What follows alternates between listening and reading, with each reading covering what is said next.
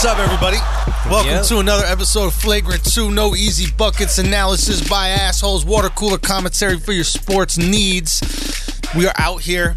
I want to start the episode by saying that Alexx did not have sex with Mandy from Horrible Decisions. Thank you. Okay? Yo, so I don't know. Thanking nobody. Who you thanking, bro? Hold on, real quick. I have no context. You didn't listen to the episode? No, I missed an episode. Yo, what a piece of shit this guy is, yo. We hold him down, you know what I mean, while he's out there cheating on his girlfriend in San Francisco with all the Indian women in the Desi Comedy Festival. Let me tell you something. I said this on Instagram. What'd you say? I am faithful. I'm my girl. She's amazing. But there's no city where she has more faith in my faithfulness than ugly bitch having ass San Francisco. I thought it was only ugly white girls in San Francisco. Everybody ugly in that city. Really? Dudes ugly, girls ugly. All right, fair enough. Everybody ugly. Damn, fair enough. You think with all that money, Yeah. they would look a little better. Yeah, I guess you're right. Maybe it's the next generation. Maybe San Francisco, like maybe all the tech nerds are there, and they'll go get their non-San Franciscan wives, right. And then the next generation of San Francisco will be like a bunch of wealthy, beautiful people. Yeah. And that's how Beverly Hills came. Oh, for sure. Yeah. You know what's interesting is I think this like little cuck thing that San Francisco has going, I think in like cuck, 20 define years. cuck. What we used to call F words, now Oh cucks. my God, that is so salacious. I think just to define and protect you. Yes, please. What you meant by F words. Fucks. Yeah. Yes, of course. Fuck boys. Fuck boys, yeah. No, what you meant by F words, you meant we weren't referring to homosexuals, but we were talking about like a soft-ass dude. Right. Got you. Okay, good. Yeah. Just to make sure. Pussies. So they don't come after you. Pussies. Yeah. There you go. Yeah.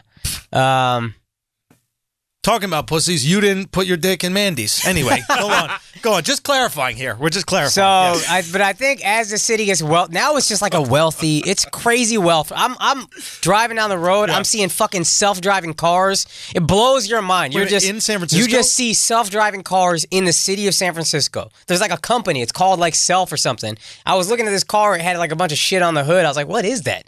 And then it was a self-driving car. It says like self-automated cars or something like that. And it operates like a taxi? It's not. It's just driving around. I don't think it picks anybody up. I think it's just like working out the technology of the self-driving car. Because obviously you're aware there's that Google one that's on the campus. Yes. On Google's campus it goes around. But I didn't know that they were allowed to go around public That's what property. I'm saying. And that's when it reminded me. I was like, oh, fuck, I'm in the tech capital of the world. Yeah. There's crazy money here. Yeah. So this whole like liberal blah, blah, blah thing they got going on, I think in 15, 20 years, this is going to be straight capitalist. Really? Yeah, well, fuck what's more out of here. capitalist than tech? Nothing. That's what I'm saying. But there's San Francisco started as this kind of like hippie, Haight-Ashbury. Yeah. The birthplace of the 60s or whatever. Like that's the home of it. So it's always had this kind of like grimy, hippie kind of culture. But now all of a sudden there's just a bunch of wealth flooding in. And I think the hippies are going to get quieter and quieter and shove further and further out. And then maybe it'll be Oakland or something. Yeah, right now they're in Oakland. Oakland is Brooklyn now. Oakland is Williamsburg. It's very interesting. So right now they're in Oakland and all these woke white people. Ugh. Now, woke white people who are all about equality, they're all for, ending police brutality. They've been super Black Lives Matter. All these people who are about the causes. This is San Francisco, right? Now they're being moved to Oakland. Yeah. And all the black people are going to be moved further away. Yeah. And they're it's the funniest thing to watch these people. I've said this on stage. You guys think you're so diverse and open-minded. Meanwhile, you move every black person out of their homes so you can set up your fucking vegan cupcake shop. Right. So the idea is who's your ally, right? You were fine with them being the woke allies when they lived in another place. Right. But now that they're coming for your neighborhood, now are they really your ally? I don't even know how I feel. I think, to be honest with you, if I can be completely honest, can I be honest? No. Can I be completely honest? No. Never. Fine. I think that this might be a spicy take here. Pro gentrification. Really? Yeah. Kill. Yeah, I think it's just a natural flow of things. Gentrification. I don't think that you can ever sustain. I think anytime you try to sustain a group in a certain space, it ends up turning out bad. Right? Like, look at the projects. They're trying to sustain a group. It's not a racial group. It's more of an economic group, right? But the whole concept of projects where, hey, this is really cheap housing, but it's right in the city, so you have access to all these things in the city. You have access to all these jobs, these opportunities the city has, and an affordable place to live. And then all it ended up becoming is this kind of like legacy of handing down and living within here, and you didn't really see this upward mobility. I think the natural progress, unfortunately, is poor neighborhoods get investment and get other people. The natural they come progress up. of capitalism is always poverty gets broken, rich people comes in, money comes in, and then eventually, hopefully, It's an everything. opportunity. It's like a trickle-down economics theory. But You know I what don't. nobody talks like, about though. What's up? Everybody talks about the black people being pushed out of the neighborhood. Right. Nobody talks about the black people that own in that neighborhood and then become millionaires because they start selling their brownstone in Brooklyn. They start selling their brownstone. The idea is it gets bought incredibly cheap. The rich white people buy it at a very low price. Yeah, but that's what they tell you in the fucking commercials. The reality of the matter, there are legacy people that have lived there and end up making millions of dollars and creating wealth. Yeah, I mean, I know in New York, you're looking at one. To it, though. I know in New York. You're looking at me. This is what I'm saying. My parents bought their place. Let me finish. In New York, that's a minority. I don't know wherever else, but in New York, it's always been pretty expensive to own. Most people rented, whatever. So the minority owns. I don't. Well, the minority my owns problem everywhere. with gentrification, honestly, is minority just, always owns. I'm saying it's a minority of people. Yeah, ownership of housing in general. So, is a but minority. you're bringing up more the exception than the rule. Is my point. I don't care. My point is I'm this. just saying that is the reality. I don't want of to get housing. into it. I don't want to do anything that I'm going to have to fucking yell at people on Twitter about. My point is just Don't go this. back and forth. My point is Listen to Duval. keep that same energy in terms of thinking you're open-minded. You're not open. You're not this fucking person you think you are. Like, just have some I think goddamn you can be self-awareness. open-minded and still want cheap rent. Why do you have to be open-minded? And why is there a tax for your open-mindedness? If they came and they were just a part of Oakland culture and just lived in that, but when Williamsburg and Bushwick become a completely different culture than what it was, you are every white imperialist you hate so much. You came, you moved these people out of their lands. You are the exact same as the Spaniards moving the Native Americans out, except you didn't kill them. What about what's happening in what's it called right now? What? In tech in San Francisco. You think it's white people that are moving into San Francisco and busting everybody out? I don't care if you want. I'm just saying don't champion yourself as this. But you're not listening to what I'm saying. Right. It's Indians and Asians and let me finish, that are moving into San Francisco. Right. You guys are gentrifying San Francisco and pushing white people out. Right. And that's okay. No, because they have white skin, or what? You're not listening to me. I'm not saying you're I not give listening. a fuck. I'm not saying I give a fuck. If you want to gentrify, cool, but don't pretend you're some open-minded blah blah blah. That's my issue. Is the way they carry themselves. How do you move open-mindedly? What do you mean move open? How do you move to a different area? If you're in a show in Brooklyn, you can't say anything without these people being like, oh, that's problematic. Oh, that's this. Yeah. Oh, that's racialist. Oh, that's this. All right, but just understand what the fuck you're doing before you come judge me about it. Indians don't give a fuck. But where should they It's move? not about the moving. It's about the attitude. I don't give a fuck if I move somebody out of their house. I'm Indian. I don't care. Move. I don't give a fuck. I'm not open-minded. Mad Indians low-key vote for Trump. So we don't give a fuck. Yeah. We're not pretending we're so fucking earthy and amazing and such good people. We're not patting our... That's my point. That's my point. Move wherever you want to. I get your point. Can I ask a question? Yeah, move wherever you want to. Where should those white people who still want to be earthy... Who gives a fuck? Move where they want to. Motherfucker, can I ask a question? Move. Why are you so angry? Go ahead. What are you angry about? You're not listening. I am listening. You just repeated telling the same you, move point where you 3 want times. to. Where they want... No. You're okay. Moving where they want to is moving into the black neighborhood and then starting their cupcake shops, which you're not okay with. No, I'm not okay with you pretending... If you're listening to my question, then you get it. Go ahead. Here's the question, right? Let's say they want to keep their values, these holy, I'm woke values. I'm supportive of everything. Everything's problematic. Everything's triggering. Right. They still can't afford where they live. Right. Where do they move so they can keep those values and not be a hypocrite? Iowa.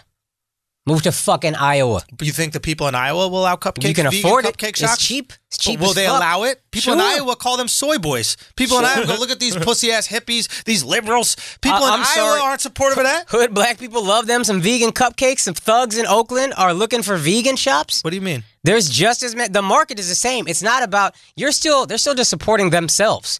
It's not a bunch of, there's not a bunch of hood black people like, yo, fuck, finally a vegan cupcake shop. When did I say that? But the point is, they all go form a community. They're no different than fucking, what's that Netflix series everybody's talking about? Yeah, Rajneesh and shit. They're Rajneeshis, all of them. They go form a community, cool. That's what you do. That's who you are. Right. What I'm saying is, and you're still not answering the question, yes, we agree they're hypocritical. We're on the same page on that.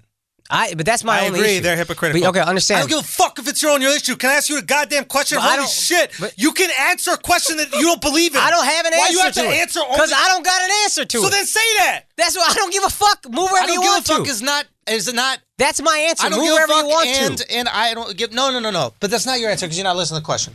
But it's fine. We can go to something else. The point is, these people need to move. Where do they move so that they don't hurt anybody? You kind of do what the Rajneeshis do. You go to a middle of nowhere, right? Yes.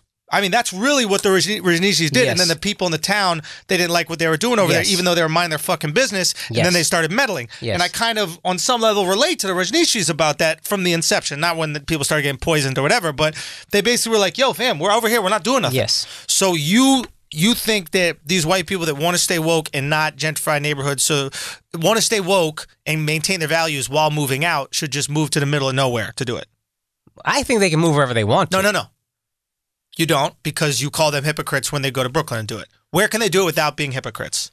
You don't think they can move anywhere and maintain their values because then they're hypocrites. That's your biggest issue. Oh, my issue is their values. My issue is not what they're doing. So where can they go where they maintain their values? I don't think you can maintain your values. That's my point. So you think the value is fake? Yes, that's my whole point. You think the value is not maintainable? No, I don't think the value is maintainable. You have to understand the machine you are a part of. And that's now we're getting somewhere. That's my bad. Maybe I didn't word that well enough, and that's where you weren't hearing me and I was getting frustrated. But my issue is everybody needs to realize we're all full of shit. Right. That's what I wish we would all realize as a people. My questioning is not to be critical of you. My questioning is to get to the root of the issue. Because you and I agree fundamentally on the fact that these people are annoying. Yeah. Right? Mm-hmm. What I'm trying to figure out is where can these people exist where they're not annoying? And the reality is in Rajneesh land, because if they go anywhere, they will expose themselves as hypocrites. Yeah. And that's probably true of everybody who's holier than thou. Yeah. Ourselves included, why we I hate these people. Don't strive for holier than thou. I think that's one of these things. The only thing that separates me from everybody else is that I tell you I have a price. Right. You are saying I am openly hypocritical for the amount. I'm openly full of shit. I'm openly a loser. Right. That's the Jesus model. Right? That's what I love so much about the Jesus model. What? What's the Jesus model? Explain this. I don't know. Yo, so it's like they figured it out. It's like when anybody says, I'm perfect, I'm holier than thou, everyone around you starts going, remember in 97 when you tweeted about leprechauns? They're technically midgets. You know, whatever. Like... And what Jesus comes out and says, yo, everybody is a sinner. Everybody's a piece of shit. Or whatever the other words I thought you were saying Jesus was like, I'm a loser. Nah. Yeah, I know. That's but he is kind of saying that, though. Yeah. I mean, what he's saying is like, yo, I got it for y'all. Right. Like, he's like, I know you're going to tweet fucked up shit. Yeah. Alex, I know you're going to lie on your dick. Oh man! And for the record, Alex did not have sex with Mandy. Anyway, you saying it a lot. Why are we saying it so much? Guy, this was such a stressful week off of that shit. I hope you guys got a lot of laughs off of that, and I hope you really enjoyed it because Alex was going through it. We can get back to that in a second. Mandy was supposed to come on today, but she couldn't make it today. But I think next week, hopefully, we'll have her on, and then maybe Kaz will be back, and it can be a whole, unite the whole situation. You know what I mean? You and your boo. Exactly. Yeah. So, but back to what we were saying. I forgot what it was exactly. Rajneeshis, hipsters, same person. So that's a great Jesus model. The Jesus model. It's like you can't be angry at someone who goes up there and goes, "I'm a sinning piece of shit." Yeah. Hey, shouldn't we all try to do the best we can? Yeah. Like, you love that guy. That's an honest dude. When the best dude in the neighborhood, the best dude in the community, the priest or the what are they called, pastor or whatever. When the best dude, the one all of us is looking up to, goes, dude, I'm no better than y'all. I fuck up all the time. That's the guy I respect and admire, and I'm like, yo, that's a guy I trust. Yeah. That's a guy I trust. You're exactly that, only you're like, for a price, I'll be a Jew. Exactly. It's like, exactly. For my price. Exactly. For my price, I'm not Jesus. Who wants me? I'm not Jesus. Allah, you want me? It's a certain amount of money. I'm just an honest Judas. I'm just an honest ass Judas. Hey, fam. Honest Judas. Dude, that's got to be your Twitter bio. Honest Judas. Priest is coming up to you, he's like, listen, I know you're going to fuck me over. You just take it to be like, you right, fam. You right. Yo, they came with the silver coins, son. I ain't never seen them. I ain't never seen them shits. And we live in poor. Hey, I just try to make my price as high as possible. Everybody got a price. I just try to make sure my price is super high. Son, that's ethics right there. That's all ethics is. Yo, you're onto something really great because when a girl says, I would have sex with a guy for $1 million, I'm not going, whore. Yeah. Right? I'm going, smart. You know what I'm saying?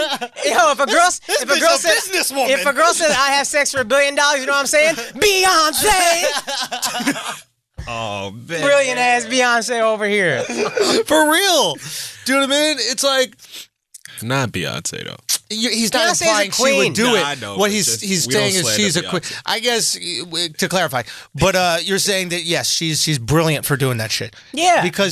And that's really what it comes down to. If you have sex for $10, then that's some hoe shit. That's some terrible shit. It's not even you're a bad person. You're just a fucking loser, man. Yeah, like dumb. Bad with your Yeah, business. yeah. You know what I mean? Like those strippers that didn't raise the price when they were eating ass. Dummies. You know what I mean? That's why you poor. You know what I mean? a whore's just a dumb person, really. You get down to she it. could have hit me for 50. I was gonna pay a 50 pop. I was drunk enough. So this is why I never understood why. Alexx, shut the fuck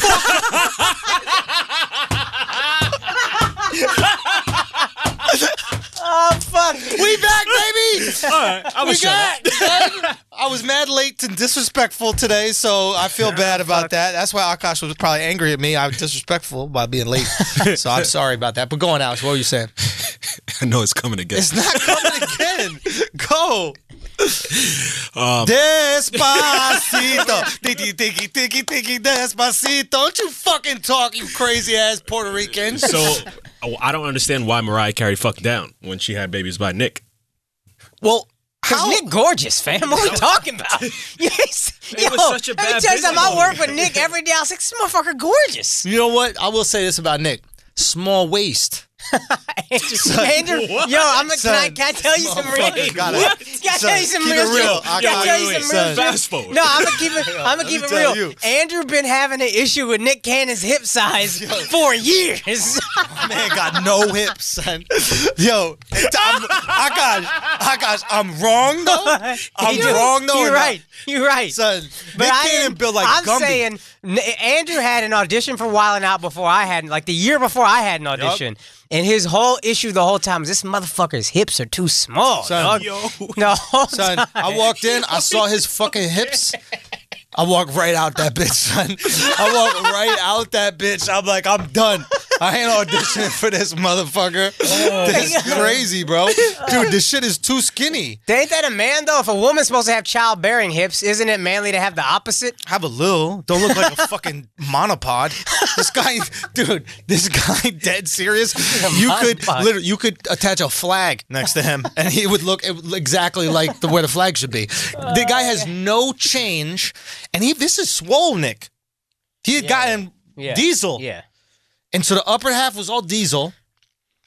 And the bottom half, it just looked like a stool. you know how a stool is just the legs and that's it. There's no coming in. I want a man to have a little shape. You know what I mean? Couple curves. You know, you don't got to be the hourglass, but I still want to be able to tell the time. You know, it was 0:00 with him. So what time is this? I'm looking at his hips. I'm like, what time is it, Nick? God, DJ D-Rec, give him an X. Oh fuck.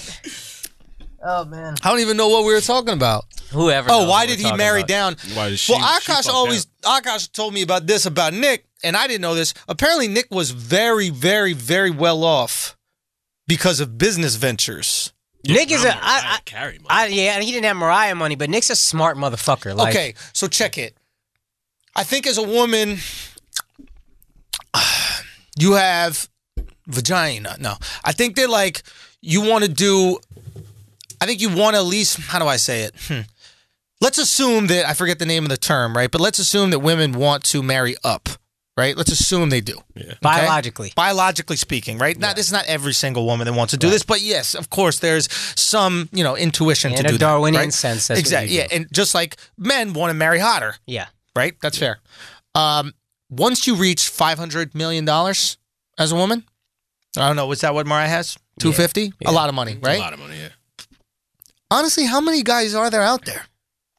It's a small pool. The more successful a woman gets, the smaller Let me the also pool say of this. mates go. She started with Tommy Mottola. Her first husband Boom. was the Before fucking- she had money, yeah. it's Tommy Mottola, right? Then she gets money, and now you're in this pool of people. Let's say you're going to date over 500 million up. That's why they end up dating these fucking the sheiks. Yeah, all these yeah. dudes, all these chicks yeah, end up she did. dating sheiks. She caught a billionaire out there. Sheks. What do they call It ain't them? a breakfast Sheks? cereal, dog. That's a sheik. You out here with a sheik. You saw Rihanna yelling at that sheik? Oh, that shit is the funniest Son, thing you ever. gotta disown that motherfucker. You know the men in their country were adjusting that shit that keeps their whole outfit on. You know, that crown shit that they got on their head. They're like, yo, what is good with this lady? Stone her. crafting the burger Exactly. for this bitch as we speak. This is why we don't let them drive. They get crazy confidence. But in real talk, if you look at all these successful women, and that so many of them end up dating these sheiks. Right? And I think it's really because they're the only ones that got more money than them and aren't married. Every dude that got 500 million in America married. Yeah. Name me a single 500 million. It ain't out Elon there. Musk? Elon Musk. That's it. Motherfucker from South Africa. Is he really? South African. Oh, shit. Did you like my South African accent? I I didn't can know only what that say was. South Africa in it. You ready? South Africa. Nah. I don't believe it. Nah. You good at accents, but that ain't one of them. nah. All right, one more time. Ready? Hold on. South Africa. Nah, bro. That's not it. You sound like fucking Drago. So what? Hold on. Okay. South Africa. Nah. Get the fuck out of here. Son, I think I said that one. I think I like a said that leprechaun one. that I'm time. from South Africa. I am from South Africa. Come to our country. Ride our elephant. You sound just like a sheik. I'm a sheik. Oh, yeah, we got, are we doing Adam and Eve read today? No, we do have an ad though. You got a Okay. pizza? But no, I don't. But then let's do this unboxing now. Okay, I just want to get through this point about the sheiks, and then we're going to unbox. All right, let's talk about checks. These rich-ass chicks got to go to sheiks because they're the only ones single, or they're the only ones that can marry more than one woman. Yeah. All the other rich dudes are already taken. I'm sorry, you're $500 million. The amount of single 500 millionaires, they don't exist. Yeah. Matter of fact, they're so rare, it becomes a story. Remember the Prokhorov, the Brooklyn guy? Yeah. The guy who owns the Nets. Right. He was single and worth billions. Yeah. And it was like, what a playboy. Let's Yeah. write an article about him. Like, it's so unique. Right. So I think on a certain extent, when women make that kind of money, and I'd love to speak to one about it, when they make that kind of money, in a way, it's a hindrance to the love life, because if biologically they don't want to date down, biologically speaking, they don't want to, the pool of guys that they can is so tiny that you end up with a sheik. You got to go to the checks. You got to go to the sheiks. Gotta go to the sheiks. Okay, let's unbox. All right, I haven't looked at this yet. I know who it's from, and I got a glimpse of like what some Who's of it might from? be. It's from Adam and Eve. Oh my Correct? God! Did you order from Adam and Eve, Alex? You already know. Adam and Eve sent us some stuff. You want to So know let's see why what it we're is. unboxing it? Because he can no longer use it with Mandy, which he's never used. With Mandy. Oh wow! I have never. That's interesting. That's the first thing you grab, though. I know. There's a pegging device. Wait a minute. Do you put your dick inside this, and then it's more dick on top of it? Wait, Oh is that? shit, yeah. This It's is an extender. Adam's extension. So it adds 2 inches. I'm gonna keep it 100. Hey, all white guys, there's hope for you. Listen, Puerto Rican. You know how small your feet are? Okay? But here's the thing with this Adam and Eve. We're giving them a real free ad right here. Go to Adam and Eve, whatever, it doesn't matter. We be giving free ads. We be doing it. We support the motherfuckers that support us. Now we got some condominiums right here. Okay. More condoms. Oh, son, these are my joints. Yo, why are the condoms in, it looks like balloon bags? What? Because they're Like not the so way- money, bro. Why you insulting the product, fam? Yo, this right here. No, I mean, Yo, like, fam, maybe you they ordered special. a lot of gay shit, son. You already know. Son, Alex said you already know. You already my know. man ordered. This is dead ass. We got to have a conversation about this. You bruh. already know. We got to have a conversation about this. Zero tolerance. Intro to prostate kit. I don't play. What? Yo, you trying to gentrify your butthole, son? What? Yo, stop trying to move people into the neighborhood. Some neighborhoods need to remain the same culture they've always been. It is funny that the gayest thing we pull out has a real left-wing name. Zero tolerance. Isn't that funny? Isn't that some funny shit? Like the most cuckish thing we got. Yo, no joke, these look like Antifa dildos. This is what the protesters in Portland got. They running around plugging police officers and shit. Oh, man. Bro, these are wild. Alex, you a wild bro. More condoms. Oh, you got a lot of condoms, B. What's that, Magnums? Don't need those. Yeah, boy. What's up? Yo, you ever tried on a Magnum? Nah, I've never tried on a condom. What the fuck are we talking about? Fast forward. What are we talking about? Wait a minute, you never used a condom in your life? Why would I? Not even for fun? Dead serious? You never did? Nah. Yo, you've never put a condom on. No. You see how fake surprised a Puerto Rican is? You see how bullshit ass motherfucker. You know what I love about Alex is he's so racially diverse that like we can apply all jokes to him. You know what I mean? Like, He's a sounding board. Exactly. If the Native American shit pop up, all of a sudden you tonto. All right. So wait a minute. You got a lot of shit that goes in the butt. We got a $100 voucher for more shit in the butt. Is that a wine voucher this is? Nah. It's for more things. But hey, shout out to Adam and Eve. Even though you're not on the podcast, you get in the podcast. This shit is wild, bro. This shit is wild. But look how thin it is. My dick not fitting in that. I just don't. Yo, first of all, 2 more inches of dick. What am I gonna do with 5 inches of dick? Yo, fuck am I gonna do? I'm gonna murder one of these girls. The whole 5 inches of dick, son? Yo, y'all crazy. I'm trying to leave the ovaries alone. Y'all wanna have kids one day, don't you, girls? Oh, fuck. Fucking young Schultz in there. You know what I mean? Renovating. You know what I mean? I'm out here. Yo, I'm out here interior decorating with this dick right here, bro. Yo, you opening it up. You want to play catch, son? Nah, fam. Oh, gosh. Fam. Yo, it's mad jelly-like. Yo, son. Yo, it's mad funny. It's got all these studs. Yo, it's got... Son. I close my mouth when I laugh. This shit ain't no fun over here. I gotta throw that shit in your mouth as he's laughing. Son, yo, it's got all these studs on the dick. You see that? Yeah, I don't. I'm just saying these girls be loving that herp. You know what I mean? Yo, they made a fucking dildo with the herp you already got. This the herp. Fam, I can't fit my dick in. Look how tiny that shit is, bro. You can fit your dick in that, bro?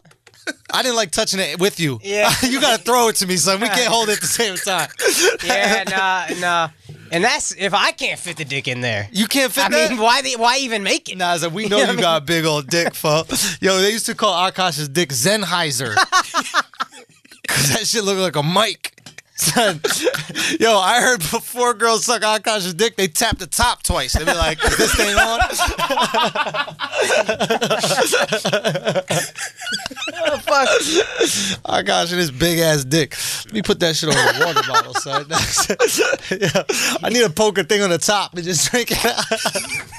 Oh my God, I can't. That's weirding me out. Dead ass. We gotta have a guest. We gotta have a guest come on the show and be like, "Hey, you want some water? You got that." Give that water to Mandy when she comes through. Alex need to They probably got the sex toy episode already. I think they did have a sex toy. Yeah. You were on that? She gave you sex toys. Nah. You right? Yeah. She gave me rope. And some other shit. She did? Didn't she give me a butt plug? Oh, she gave me a butt plug. Yeah. You ever done that? That's why Andrew shits all the time. You know what, Alex? That's enough out of you. Okay? Chill. That's enough out of you. Right. We good. You know, we good. bullying me like that, the way you guys have been bullying me and just jumping on me. In all seriousness, I did think about using a butt plug one time. Why? What? Why? Hold on, let me think. Get this shit out of here. Look at that goddamn thing. Okay, just leave it there. No, Why but not? you never thought about using a butt plug in your butt? Never. Can't say that I have. Never one time. I don't even know. That's the closest I've seen to a butt plug in my life is that thing. What, the dilly? The left wing dildo. Yo, sometimes you got to. Well, I was thinking about using a butt plug because it was. I can't even make it up. That's like, yo, God, I can't even make it up, bro. I was really getting the sauce was boiling. You know what I mean? I tried to see if the spaghetti was al dente, but it wasn't. That shit was still hard, bro. Still hard. Yo, Alex, thank you so much for buying all this sexual contraband. You're welcome. I really appreciate you. I want you to use it all. You know? If only you had a girl to use it on. Yo, Alex single, bro. Yeah. Alex single out here, man. My shorty left me after the last episode. Did she really? Yeah. Why'd she leave you? Because she couldn't take the heat. You couldn't handle you disrespecting black women? Wait, was this the shorty that was black? Yeah. So now he back into white women. He don't got to pretend no more. You back into them white ladies, son? Yep. Yeah, yes, sir. Silence. Do you want to talk sports? Yeah, maybe we should talk about some sports. What do you think, man? I mean, probably. Oh, you know we didn't talk about? What? I don't know who gets no smoking section for this. Kelvin Benjamin, Cam Newton. We saw this? I did see it. Akash, before we get into this fight, can what? Go ahead. What? Do you think there's a joke? You think there's some kind of joke attached to this, bro? I think so. Ain't no joke. All right. This is what I'll say about Kelvin Benjamin and Cam Newton is that Nick Cannon has no hips. No. Honestly, what was your take? I looked at it. I heard the comments. Everybody keeps saying Kelvin Benjamin didn't want it, and it kind of looks like that. But also from the video, yeah. Cam Newton went up to him, kind of bumped him, and then tried to shake his hand, which is always weird to me. Like, if you're gonna have a confrontation with somebody and then offer the handshake, right? That's a little weird. So and then Kelvin just said, "Nah." He just kept his hand. Which I respect. He kept the energy, right? So you think that Cam? I'm a fan of Cam Newton too. Right. But I love Cam. I thought it was a little weird. You bump this guy, you ready to go. Like, you're out here on some... Cam don't give a fuck. Yeah. And then he just put his hand out. I was like, I don't get that part of it. Do you think that that's a really brave place to even do it? Middle of the field? Yeah, like both of them know. There's other places they could meet up, but both of them know in the middle of the field. Cam's got to know if he goes up in the middle of the field, cameras fucking everywhere, that Kelvin is not going to just start fighting him, especially on a brand new team, risk, getting injured. Yeah. I mean, think about it. I guess they both have something to lose with their hands, but that's a specific position where if you want to throw hands, you want to fight, there's a lot to be lost. Yeah. You break your hand, you break a finger, you're not catching footballs, you ain't throwing them. Here's why I know, though, Cam is about that action. Who's the cornerback they had a couple years ago that went to, I can't remember. Norton. Josh Norton? Norman? Josh Norman. Norman, yeah. He fought him in Panthers practice. Norman picked him off a couple times. This is the year the Panthers went to the Super Bowl. Norman picked him off a couple times, talking crazy shit, and then somehow they got into it, and there's just a picture. There's one still picture of Cam with a giant smile on his face, just throwing Josh Norman to the ground. Just big-ass grin on his face. Whole thing is hilarious to him. So Cam is about that action. That's a big motherfucker, He's a hoss. too. He's a That's hoss. a big motherfucker. So I was thinking, Great like, hips. He ready to go. Cam got hips. Yeah, he got that hips. deserve Mariah. Mariah deserves them hips. He's built with overtime. He's just 24 hours. He got a couple extra. So I don't know. I couldn't figure out. I wanted to give no smoking section to somebody. Yeah. But I didn't know who to give it to because Kelvin didn't. It seems like neither of them wanted to smoke. Well, one thing I also liked was I think Thomas Davis or whatever, one of the linebackers was also like ready to jaw at Kelvin Benjamin, and then Cam just like tapped his stomach. He was like, "Nah, move out the way. This is us." Yeah, I saw the other guy come over, but I wasn't sure if he was who he was defending or what the deal was. That was a Panthers player. That was a Panthers player. Okay. Yeah. I'm with you on that. I feel like we're at a point where like legit star athletes don't fight anymore. No. It's a couple guys that might be fighting for a spot on the team. But that's the thing. Cam got in that fight in practice. What fucking quarterback goes at a cornerback like that? Yeah, but like, did he really? I mean, all we saw was that one picture. There was no video of it that I saw. They're not throwing blows, right? They're just grabbing each other. Sure, it's like a tussle match, you know what I mean? He's just doing some alpha shit. But that was some alpha shit. That's why they did it in a public setting. I think Cam was trying to do some alpha shit. Because if Cam and Kelvin go at it, it's a fight. Yeah. If it's your own teammate, you're like, well, I don't want to hurt him too bad, especially someone who's picked me off twice. Yeah. I need him healthy for the season, right? I just need to let him know that I'm not afraid of him. And on some level, you got to let the team know, like, I'm still the alpha. I'm the quarterback. That's just everybody got to team. respect me. It's boxing. What do you mean? This is just promo for the season. Oh, you look at Cam like, oh shit, he's ready this year. Yo, there could be something to that, which is like, I bet there's a fight on every fucking, or like at least some kind of jawing. Oh, during training camp, you'll see fights. Constantly. Yeah. So we're just choosing to highlight. You'll see giant, like when two teams are scrimmaging against each other, you'll see massive, like, melees. Well, didn't that happen with the Browns and the Jets? Yeah. This year, yeah. Yeah. So this is Every a very year. normal thing, but we're choosing to highlight it because of the Benjamin Cam, like, story. Because, and Calvin Benjamin talked shit about Cam. Basically, he held me back. And then to do it in such a public way where it's not even in the heat of the moment. Like, in the heat of the moment, you can always chalk that up to things happening. Yeah. Before a game, this is like, this is about this and nothing else. Yeah. We're not just, two passionate players. This motherfucker talks shit about me. Yeah. I want to go confront him about it. Do you think that Cam lives up to any of that criticism? I'm a big Cam Newton fan, but he's a confusing dude. What do you mean? Just like he'll have horrible games. What is his knock? What would the experts say the knock is? I think attitude is kind of a big knock. Like he has his 15-1 season. I don't know. I think he just makes bad throws. He takes a shitload of hits that he shouldn't, which I think. So is a lack of accuracy. I don't know. I don't know what the quarterback gurus are saying. I just think it's some bad decision making sometimes. He'll just have like bad games. Yeah. I also think Cam he has the Shaq LeBron thing where he's so big, everybody gets away with murder hitting him. Yeah. There's no roughing the passer calls on him. Nothing. Yeah. Which is fucked. But like the Super Bowl, he really listen. If the pass rush is coming, like it's hard for any quarterback to be good. But he did not play well at all, and really didn't handle it well. And I don't know. He's like an enigma to me. Yeah. I don't know. I don't know his game well enough. I've just seen a few of the games. My theory I've just kind of come up with, I guess, is like he's one of these guys who needs to be having fun to do well. And if it's not fun, he's just not into it. Yes. I'm not really there. He can check out. Yeah, he'll kind of check out on you. Super Bowl against Denver, I think he kind of checked out.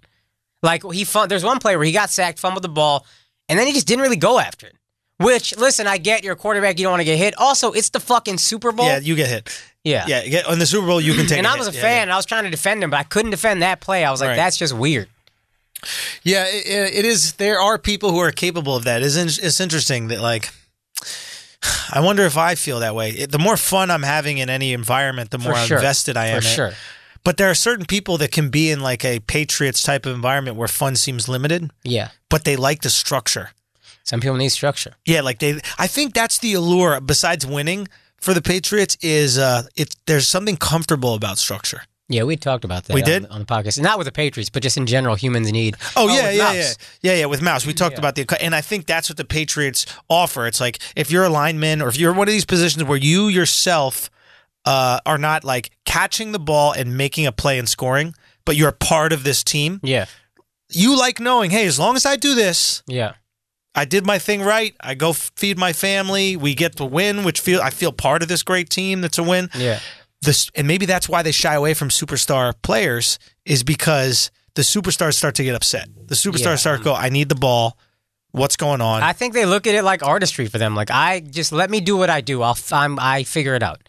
Like, I'm trying to think, like, to Cam, it's like, you don't put all this structure on me. Like, let me work. Yeah. You know what I mean, this is what I do. I was speaking to Miko. I want to get Miko Grimes on the show. She's fucking amazing. She's dope. Dude, she said so many cool things. I'll let her share it on the podcast because I don't know how much it's private, but she was just talking about her, obviously her husband, and just the NFL in general and like the game and just the difference between an Aaron Rodgers and a Tom Brady. And the offense for the Patriots is, hey, just make sure you're there and Tom will get you the ball. He'll throw it before you make your move. Right. And make sure you're there. Right. And then we'll get you the ball. And what's hard for defenses about that is the ball is released before they even know. As a receiver makes his cut, ball is released. It's already there. As soon as he turns to where he's supposed to be, ball's right there. Exactly. And you need a guy with a cannon. 90s Cowboys had that kind of offense. Timing-based offense. Just go, this is. And if you're really efficient, everybody's on the same side. It's hard to predict it, right? Because you're not reacting. You're not reacting to the player. It's already happened, right? So, and then she explains in Aaron Rodgers, right, which she said she thought that he's the best, right. And then I was like, "What's the strategy with Aaron Rodgers?" And she goes, "Just get open." That is how good Rodgers is. It's just get open. It's make your move. Yeah. And I'll pump the defender out of the way. Yeah. Pump fake the defender out of the way, and then go, and I will get the ball to you. It's insane how good he is. I want to do this story like 2 weeks ago, I think. He threw in practice a 26-yard no-look touchdown pass. What do you mean no look? You know how Magic Johnson on a fast break will look at, like I'm looking at you, and then I'll pass it to Alexx? Yeah. Aaron Rodgers did that on a 26-yard touchdown pass. He stared down one receiver, threw it on his left, threw it clear across the field to his right, threw a 26-yard touchdown pass. I don't understand how you can throw in a direction you're not looking. And I think it was against his body, which is always hard for a quarterback. But you're not even looking. Yeah, the across the body throw is really difficult, but like, whoa. It's crazy. It's crazy how fucking talented this guy is. Yeah, she said the issue with the Green Bay is they just can't draft. And so much of football is being an elite judge of talent, and the Patriots do that really well. They can judge what they need. They might not get the Odell Beckham Jr., but they'll judge what they need really well, and then people who fit in that system. My best friend has always said that about all the great teams. Like, shouts to Peter. He said Alabama, Nick Saban, is really good at he gets great recruits, but let me get the best guys for Alabama and what we're doing. Yeah. Boise State, we can't get the best athletes. TCU, we can't get the best athletes. Yeah. But I can get the best guys for what we're doing. Huh. And that's the difference between an elite team and a good team. Yeah, is understanding what you do well and then just being efficient, optimizing with it. I think Green Bay can draft decently well. Like, they handle their salary cap really well every year. They're not one of these teams that goes out, signs a bunch of dumbass contracts. Yeah. But yeah, the Patriots, Belichick, I think is the difference. I mean, I'm not going to argue with someone whose husband plays in the league necessarily, but like, to me, it's Belichick. Bro, she was telling me some interesting stuff just about like the strategies that corners have. Like, she was saying that her husband will, for anybody who doesn't know, Brent Grimes is her husband. She was saying that her husband will study the plays and memorize every play of the team he's playing against. Fuck. Every play. So when they're lined up, he knows what plays come out of I formation, what plays come out of shotgun, what plays come out of this, How do you even have time to do that? Son, I wonder if it becomes like, you know how some people are really good at memorizing lines after like 20 years of acting? I wonder if that's just what it becomes. It becomes rote. And I'm sure a lot of plays are similar, right? But he'll memorize every play. And then he'll memorize little tells. Yeah. So this is huge, and I'm sure this is basic information for everybody who played football, but I thought it was really cool. Often when a receiver goes to the line and they're about to go for a long play, like they're just go long and get the ball, or it's something long, they're going for big yardage. Yeah. What they'll do is ask the referee if they're onside. Because the last thing you want is to be a little bit off sides, and then that 30-yard gain comes back. Yeah, so whenever a receiver points to the sideline, he's asking the referee, am I on sides? Yeah. So that is a tell for the corner, right? You don't want to have a 30-yard play called back because you're lined up. Because you're off. Yeah. So that is a huge tell for a corner. So now the corner's like, ooh, he's going long. Right. I'm going to jam him up, or I'm going to go for a jump ball. I'm going to run with him, this, that, the other. Right. I really want to get Brent in here because he's one of these like rare physical anomalies. He tore his ACL. Nobody comes back from an ACL. No, people now come back from ACL. People tear ACLs all the time. But who has been the effective? Sean Lee tore his ACL. It's Cowboys linebacker. He's still really good. What is ACL tears happen now. Now, 10, 15 years ago, if you tore your ACL, it was 1 year of being out. That's what he did. He tore it like 12, 14 years ago. You're still out for the year. Okay, so maybe that's different. Sort of the beginning of his career. Carson Palmer tore. I mean, he wasn't as good as he was then, but he tore his ACL 12 years ago. Think about your boy on the Mavericks. Hasn't been the same. Which one? Tore his ACL, not ACL. Achilles. Sorry. Achilles. I don't mean ACL. Okay. I'll take it back. Achilles. Okay. Tore his Achilles. Yeah, that's a tough Nobody one. comes back from torn Achilles the same way. Right. Especially if you're in a purely athletic position like corner is. Corner is all catch-up speed, jumping, that kind of shit. Yeah. And what she said that she did, which I thought was really interesting, is she made the doctor lie to him to keep the boot on an extra 2 weeks.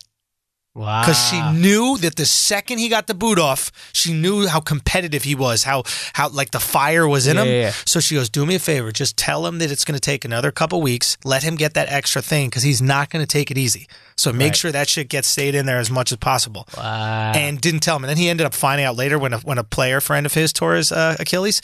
And he was like, yeah, my shit was in for like 9 months. And they were like, oh, yeah, you said like 8 for me or like 8.5. I was like, what? He went to talk to the doctor. Yeah, your wife told me to keep it on longer. Great. Oh, wow. But you could argue that she also got like sports science degree and shit like that. So she understands like the body really well. But like you could argue that it's like really been effective for his career. Of course. You know, it's like not a lot of people can come back from that shit. That's really, and also the amount of material. I remember Steve Young. Steve Young went to law school, and he said, well, he's a commentator now, whatever. He said the amount of material I had to study in my first year of law school was nothing compared to the amount of material I had to study to be an NFL quarterback.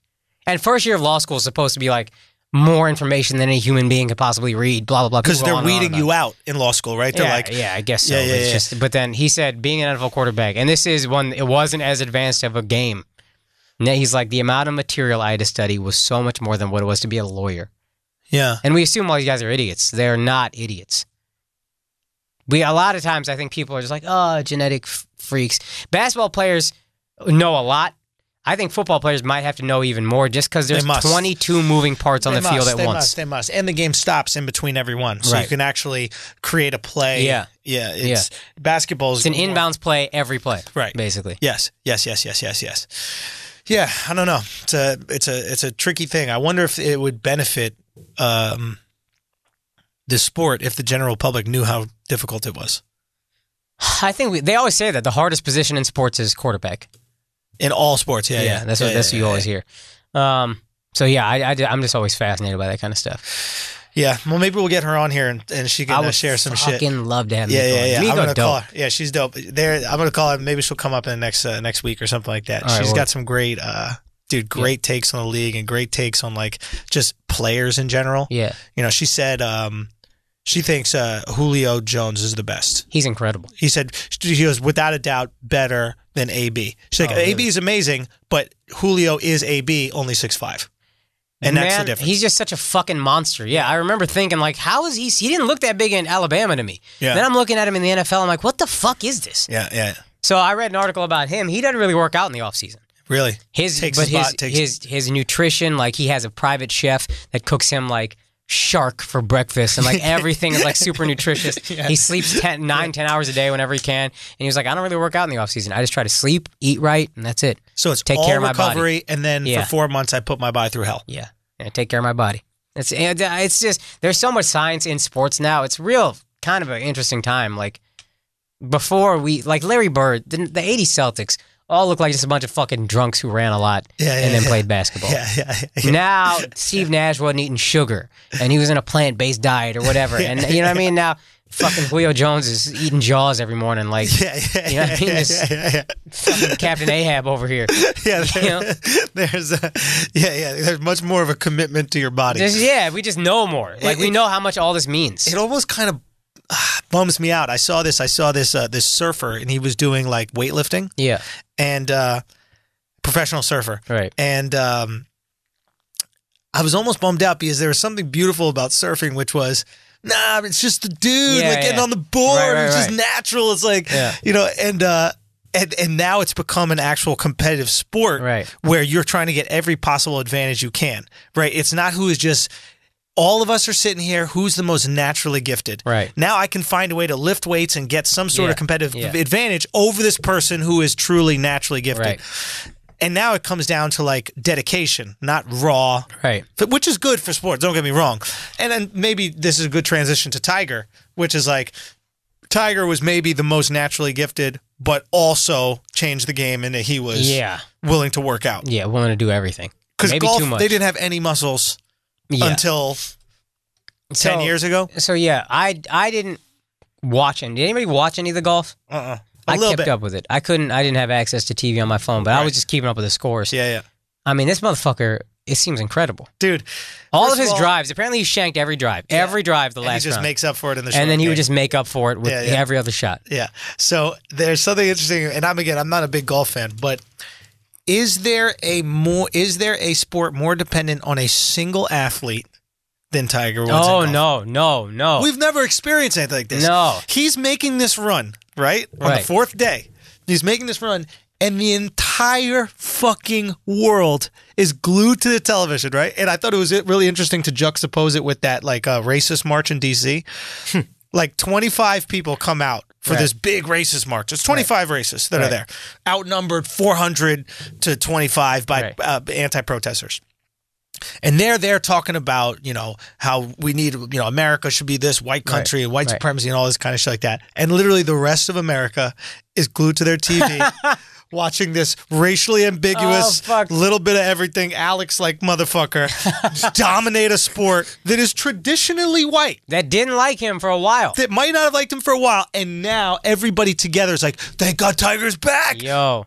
I'd never seen a redemption story like this. It's not there yet, but when he wins it, it's 30 for 30 is sold. I mean, 30 for 30. He got to win it for the 30 for 30 to have the real great ending, in my opinion. Complete Disney ending. Yeah. But even now, we can appreciate this guy. His entire life was in a tailspin for almost a decade. Like, this guy is running to fire hydrants, cheating on his wife all the time. So it started 10 years ago? 2009 was when that story broke. Yeah, Tiger's been out of it. I think I might have brought this up in 2008. I was Russell Peters was doing a show at the Dallas Improv, and I got to go backstage and hang out all weekend. And then Gwen Stefani comes through with No Doubt. A little small anecdote. And one of the fucking hangers-on people was mad annoying, trying to brag about who he knows. But I thought this story was interesting. They had a huge bottle of Belvedere or Grey Goose or whatever. And he said, I tried to give Tiger a glass of vodka one time in one of these big bottles. I was at a party with Tiger Woods, and he goes, what the fuck are you doing? And then he just grabbed the bottle from me and just started drinking out of it. And I was like, Tiger parties like that? And then 6 months later, you find out this motherfucker's life is in shambles. He does that, loses his wife, loses his kids, can't win for shit. Baxter fusing 2 vertebrae together, gets caught, passed out at the wheel, high off Vicodin or whatever the fuck, maybe DUI, no one knows what's going on. Horrible mugshot. We've started Flagrant 2 since that happened. It's not even a year. And now he's second place in a major. Wait a minute, he did that drunk driving thing or the pill driving? That was within a year. Less than a year ago. I'm pretty sure we want to talk about that on Flagrant 2. Somebody can look up the exact date, but I'm pretty sure that was within the past year. And then he ends up turning it around and starting to play just like Tiger all of a sudden. How? I don't fucking know, man. Just insane natural gifts, I guess. I have no clue. But it's got to be work, right? Like, I'm sure. You fuse your back, it's going to change your swing. There's going to change certain things, and he was able just to put in the work. I heard one guy who had that surgery done, one like legend, was like, you feel much better after the surgery. Oh, really? You feel much better. Yeah, but he was done before that. May of 2017. Bro. Okay, so he wins, and do we care so much about his redemption story, we forgive what he's redeeming himself from? Yes. We do. That's what redemption is. If you redeem, if somebody has a redemption story, you will have Jesus, forgiven. Christ the Redeemer, we hear you. Talk to me. Go, talk to me. I'm saying, if it's not a redemption story if we haven't forgiven you. You know what I mean? If we haven't forgiven you, we just salty about it. Everybody rooting for Tiger because we've already forgiven him. He's forgiven. It's a weird. We need to see you get dragged. Do we forgive the people that we feel have suffered enough and not forgive the people that we feel have not suffered? I don't know what makes forgiveness and what doesn't. I do think when we see you fall, it's a weird thing that they'll build you up to tear you down, and then as you hit your bottom, people start forgiving you. I never liked Tiger. I wasn't a part of the whole building up thing. Yeah. For some reason, I just never liked him. And then I remember even when he fell, I was like, I don't really give a fuck. Then I read an article.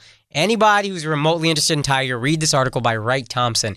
And it really humanizes what he went through after his dad died. And all this Navy SEAL training was just a way to connect to his dad who had died. Right. All this drinking and womanizing, all that shit. And then after that, I was like, oh man, fuck. Now I see this guy. You know what I mean? He did a horrible job of humanizing himself. He wasn't the most likable person Apparently, in interviews. He was pretty borderline sociopathic the way he treated people. And you need to be, and I'm sure that's how he was treated. Yeah. Apparently, I heard I was watching some sort of interview, and it said he asked for that treatment from his father. Really? Yeah, he was like, it was some kind of conversation he had with his dad, and it was something to the extent of, do you want to be great? Because if you want to be great, you have to push me. Or I have to push you. Right. And he was like, I want to be great. And then his dad started pushing him in a way that, some might feel was a little bit too much. But you see a lot of these fathers that create greatness through pushing, like the Joe Jackson. Serena Williams' dad. Serena Williams. Roy Jones Jr.'s father was incredibly abusive in the treatment of Roy Jones Jr., the boxer. And historically so. And Roy, until he started getting knocked out, was the best boxer I've ever seen. Until he started getting dropped and he's slowed down. But yeah, so I mean that's a whole different discussion. Like how much should you push your kids? Yeah. What is great? What is better, greatness or happiness? Right. Because you'll push them into greatness and push them away from happiness.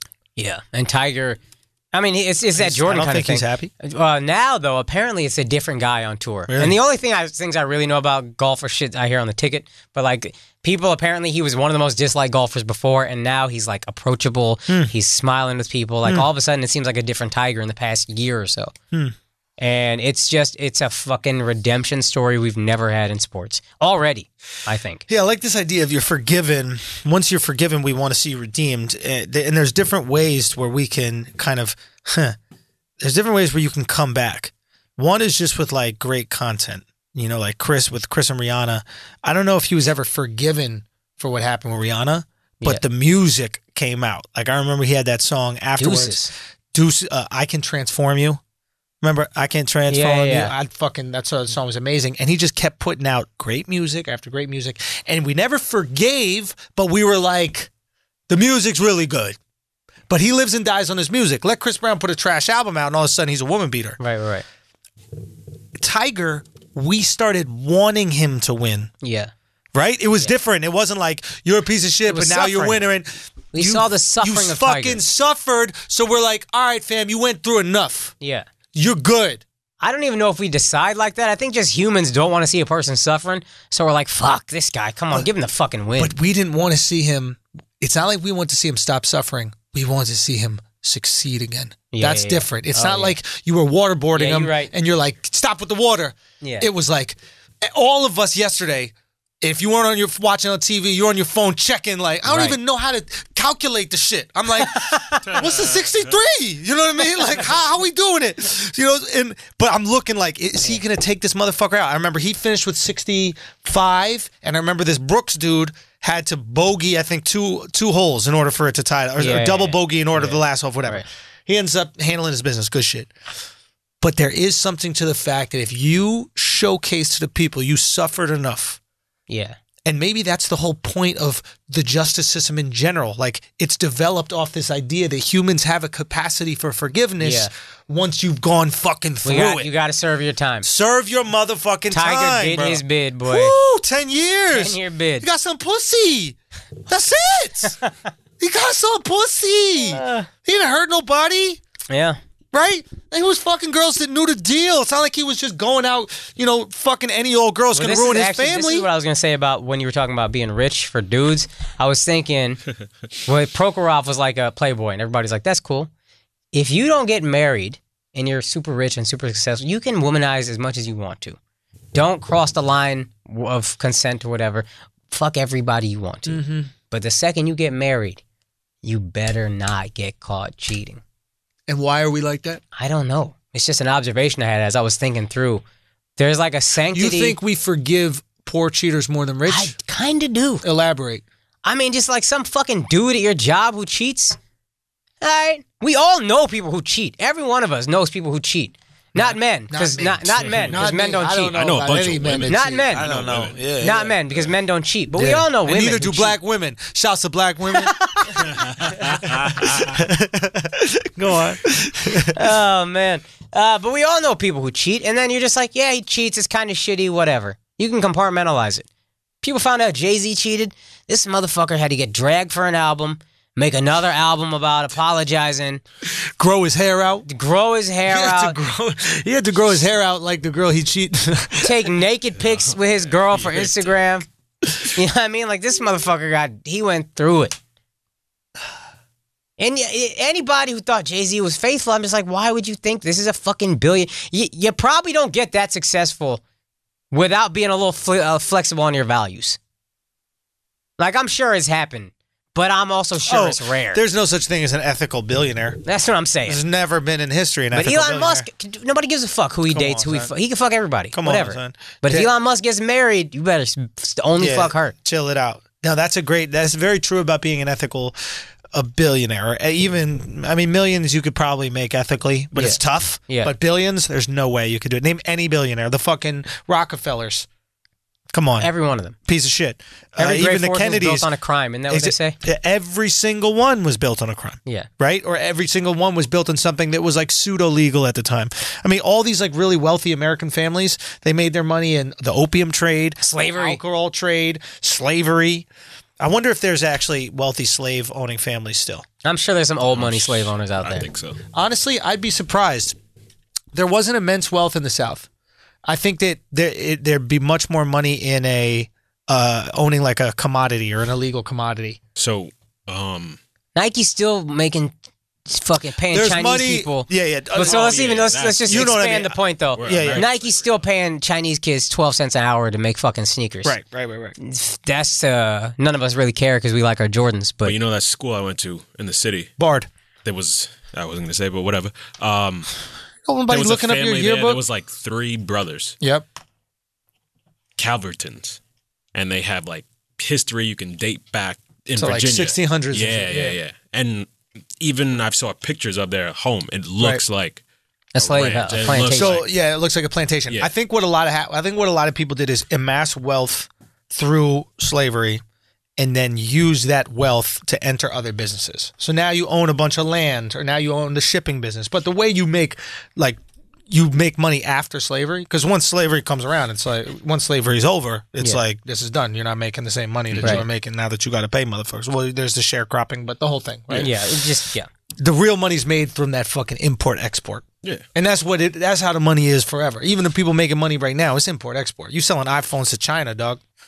You ain't selling just iPhones here. Oh yeah, you know what I mean. There's a lot of people in the world you want to sell shit to. Yeah, you know, but I think to the main point, which was forgiveness. I think. Oh no, it was about being successful enough to cheat. Right. You know, and just being an ethical billionaire. Yeah, and maybe it has to do with how successful your wife is. Beyonce is wildly successful on her own. Tiger Woods' wife was a fucking nanny. I know. Bitch. We pretend she was a model. And I know, but that's why we're willing to forgive so easily.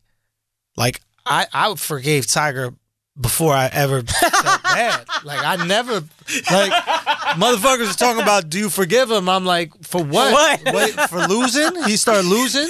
That pissed me off. For ruining a perfectly good Escalade and Navigator? Yeah, this motherfucker was so committed to selling hats, he went bald. Nah, I was outraged by what Tiger Woods did to that fire hydrant. Yeah, motherfuckers need that water. You know what I mean? There could have been a fire. You know what I mean? This asshole. So, on some real shit, I think it a lot of times has to do with the wife. If you cheat on a woman who's wildly successful and doesn't need your ass, we're not going to drag you for that. How dare you cheat on Beyonce? If you cheat on some chick who doesn't have a job, is basically leeching on you, this, that, the other, then it's like, okay, you signed up for it. I think both of them got dragged and then both of them got forgiven. Jay-Z. I'm just saying, okay, when basketball players cheat on their wives, we give a fuck? No. They kind of... There's an understanding, though. Yeah, the understanding is, I work, you don't.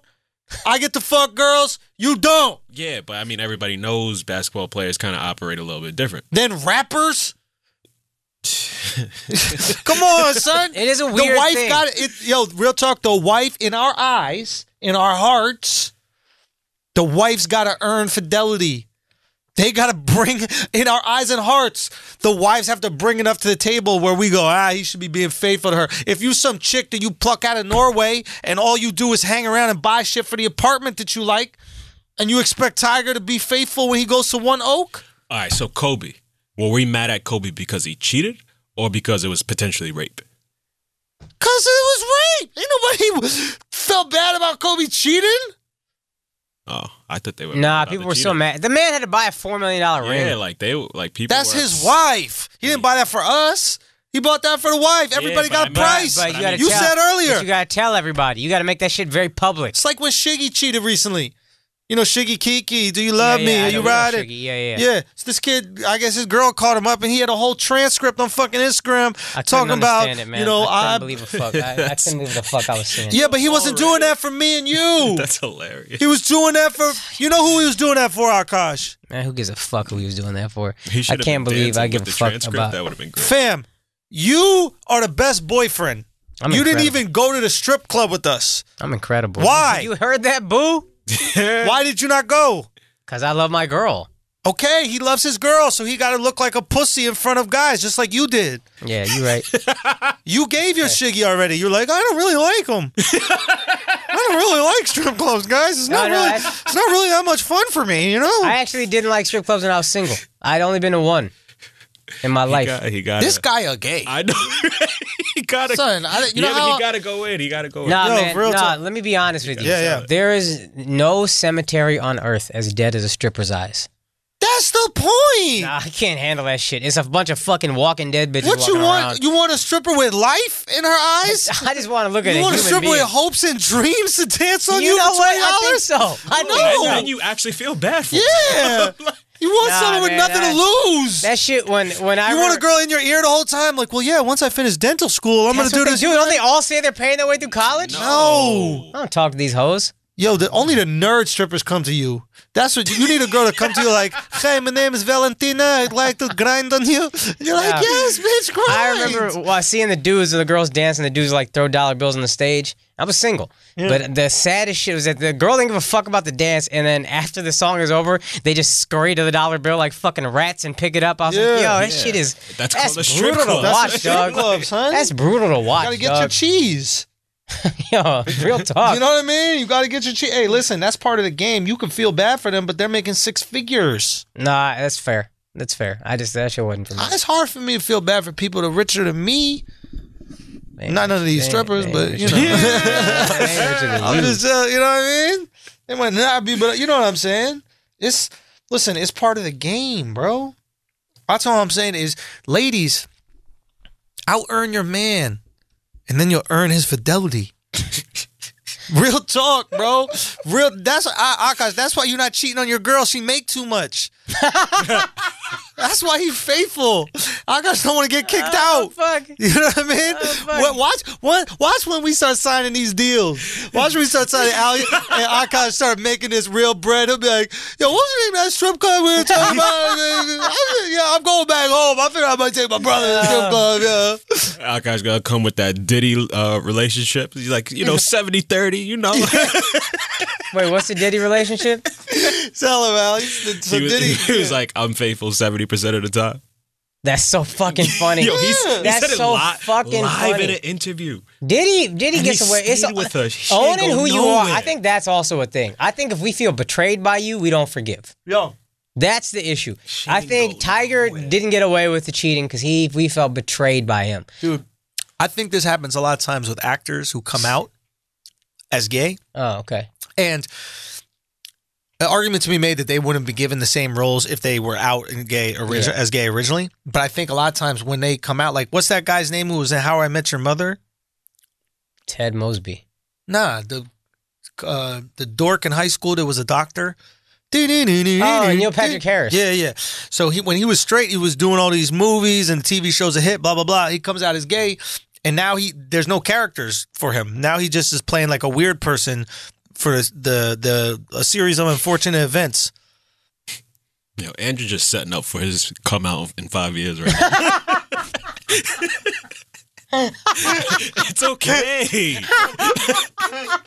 He's already complained out. There's no roles for white guys anymore. No roles for white guys. That's why you have to be gay. That's a career move. Yo, you can't just go gay. Gay's too normal now. Yeah. Yeah. You better go, Caitlyn. You gotta go that far. Yeah. Because if you just come out as gay, it's just It's whatever. crazy how diverse ain't diverse anymore. Oh shit. You know what I mean? Oh shit. Like I got white women telling me I can't say shit, and like I'm just like, what? I'm not diverse anymore. I'm less than 1% of the population. That's not diverse no more. What are they saying you can't say? Oh man, people get offended by me all the time. Oh, They said he Stand dropped, up. They said he dropped nigga in the last show. Yeah, they did. No, son, Akash, you making it? Son, People were demanding apologies. I was like, for what? No, that's a huge compliment, bro. That's how you know black people fuck with you. I'm telling you, this happened to me. That's how I know black people were fucking with me. When they started like, yo, I think you said the N-word. And I was like, oh, you really paying attention to what I say.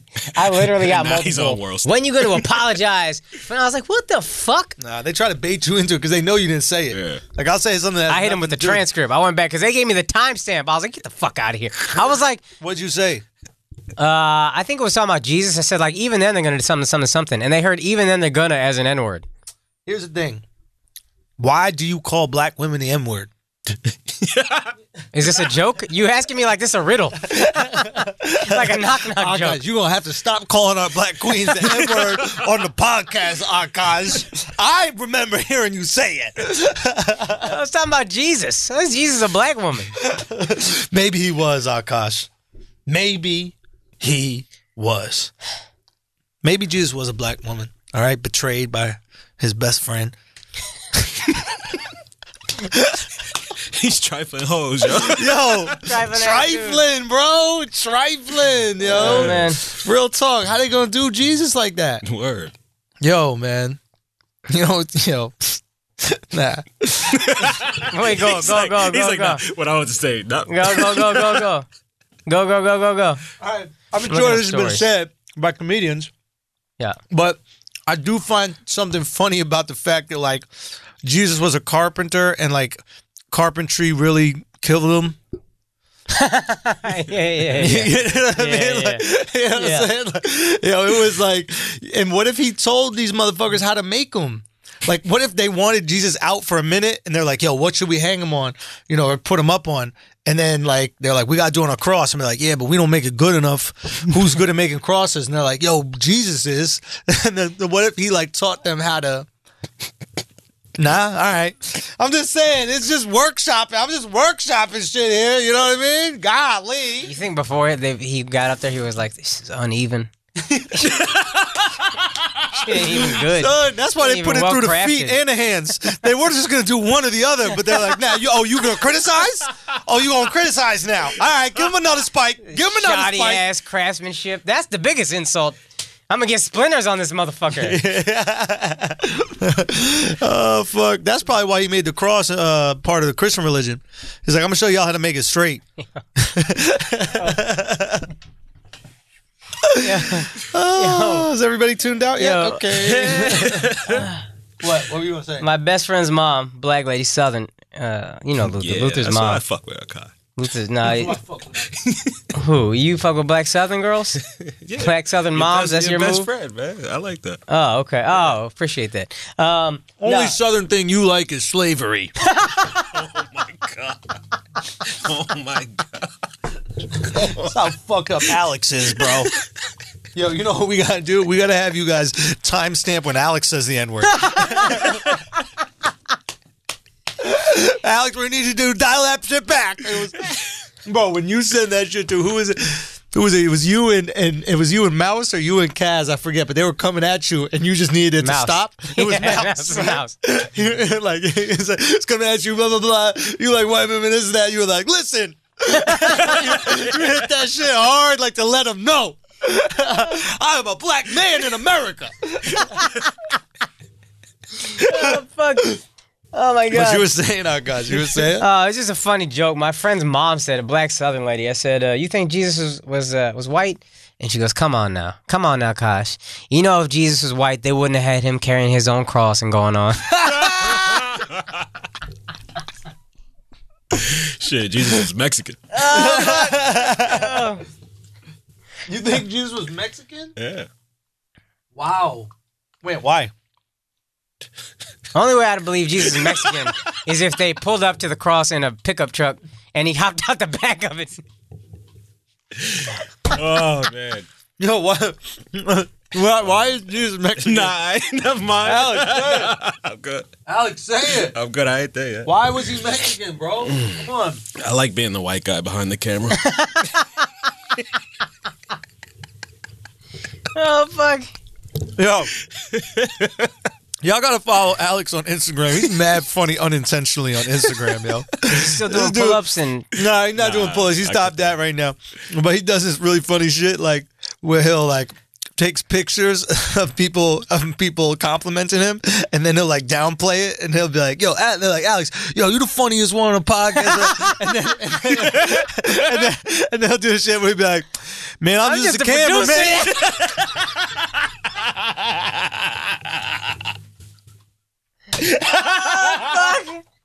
I peeped that on Twitter. Yo, I'm telling you, Alexx Media with 2 X's, yo. Go follow Alexx Instagram. This shit is too funny. That's all he does. He posts that shit and then pictures of him not getting pussy with Wheezy. Exactly. It's dry out here, man. Yo, it is, huh? Shit. Fuck, you want to know where else it was dry? Where they hung Jesus up on that cross. That shit was the desert, B. Oh, man. He knew it was going to happen, though, right? But it had to happen. Did he tell the future? He's not a sorcerer, fam. He's not a gypsy, He dog. dressed like it. He's not a fucking tarot card He reader. dressed like it. What you mean he not tarot? He is. He is. How he knew that Judas was going to do that? How do you know the water was going to be walkable? That's God's son, fam. He knows these things. So he knows the future. Yeah, he's not a fortune teller. He's more than a fortune teller. What? That's God's son, fam. I didn't say that he wasn't more. I just said that's one of his It's superpowers. like saying, he could walk on water. Can you? no, I'm not God's son.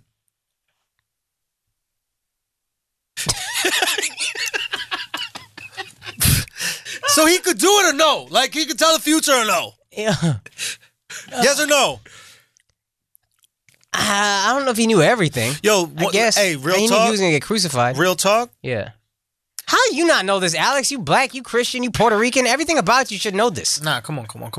You don't pull out. Everything about you Native, is... bro. He's native, bro. Native He's native. American, Ask him man. how to use a buffalo in a lot of ways. That motherfucker gonna tell you. But look, with Jesus, real talk, we need to have this discussion. You think when he got to heaven, right?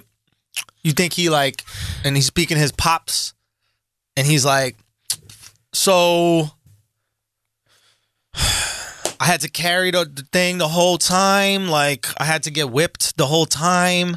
Like what? Why? You know, you couldn't just expedite the process a little bit. You're my dad.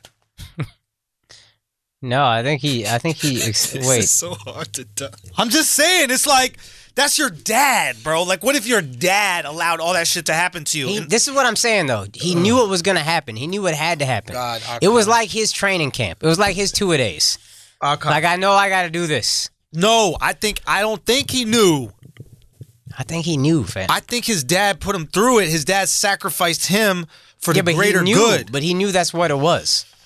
Oh my gosh! But it's not a hard combo with your pops. Like, why you love them more than me?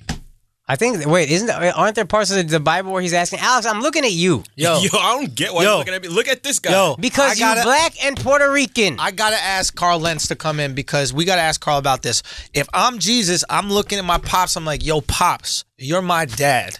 Why you love all these other people more than me? Yeah. I also got a couple of Bieber questions I want to ask him, so let's get him on the podcast. I went to church to drink wine at a young age for the crackers. Damn, That's bro. it. You the whitest motherfucker I know, man. Who the fuck They likes... let you drink wine at a young age at the church? Yeah, when you get... at my church. At your church? Yeah. What was the name of your priest? The blood and the body and shit. What was the name of your priest? I bet you we're taking the body of Christ. What part of the body? What part of the body were you taking? And he just opens up that robe. How have I never heard that joke? That's so good. Yo, bro, we out here, right bro. there. Listen, my one joke about Jesus' dad bombed. You know, I had to come back. It really bombed. I thought it was a real conversation. I was Son, like, it was, but it was with some humor sprinkled in. No, Body of Christ is a banger. So, That's a banger. can I tell y'all something?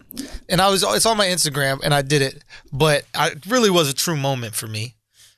Do you know how milk is made? Oh. Yeah. Did you see my Instagram post about this? No. Do you know where milk comes from? Cow's titties. But how it got there? What do you mean? They impregnate the cow, Then when the cow gives birth, they take the fucking baby cow away from the mom. Brutal. Son. See, I didn't know that. And then they just start milking the nipples, and because the only way it produces milk is if they have a newborn. I thought cows always have milk inside of them. Yo, I would have swore by it. Son. That's brutal. They only got milk just like women only got milk when they're breastfeeding. That makes sense. So this is how we get milk. That's brutal. Son, I felt so bad about this shit. And I genuinely I felt fucked up. I was like, yo, I'm not going to drink milk no more. This is fucked up. I'm a Hindu. That shit bother me double. Son, it should. I don't want milk no more. Son, I'm not fucking with milk, no milk products, nothing. And then cheese. Oh, no. Back of my ear, all of a sudden I hear, dun-dun-dun-dun, dun-dun-dun-dun, dun-dun-dun-dun-dun-dun. I'm like, what is that? I'm like, what? Hold on. Is that Mrs. Softy truck? What is it? Hold on. It's getting louder. I was like, I can't separate families. You know what I mean? I'm separating cow families. I can't be doing this. This is horrible. I'm Trump supporter with the cows, son. Oh gosh, it got so loud. It was pulled. The fucking Mr. Softy pulls up like 50 feet from me. Oh gosh, 50 feet from.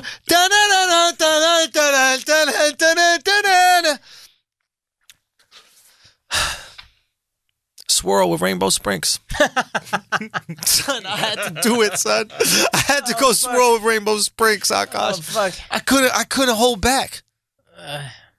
That's what I was thinking about was nachos. I was like, you just give up nachos like that? Jeez. You know what I mean? But can you do cheese with that other milk? The powder shit? Nah. Is powdered milk... This is probably the dumbest question. Yeah. Powdered milk, does that have any remnants of milk? Hold on. I heard it coming out. I was like, oh, fuck. Hold on. Oh, I'm going to get crucified. Hold on, buddy. Hold on, little buddy. Hey, why don't you ask that question one more time? No, I'm good. Hey, just ask that question. Just ask that question one more time to all the people listening to Flagrant 2. Ask away. What was the question you had? So I'm Akash, and I'm asking. Fuck.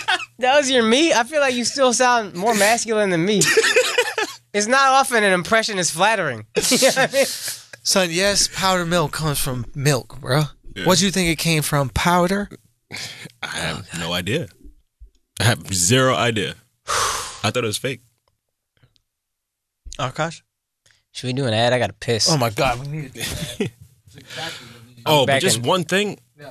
Go. I don't think cows have to keep having babies. Once they start making the milk, as long as you keep pulling from them. Nope, got to keep having babies. Yeah, so then how do the mothers who breastfeed their children till like 14?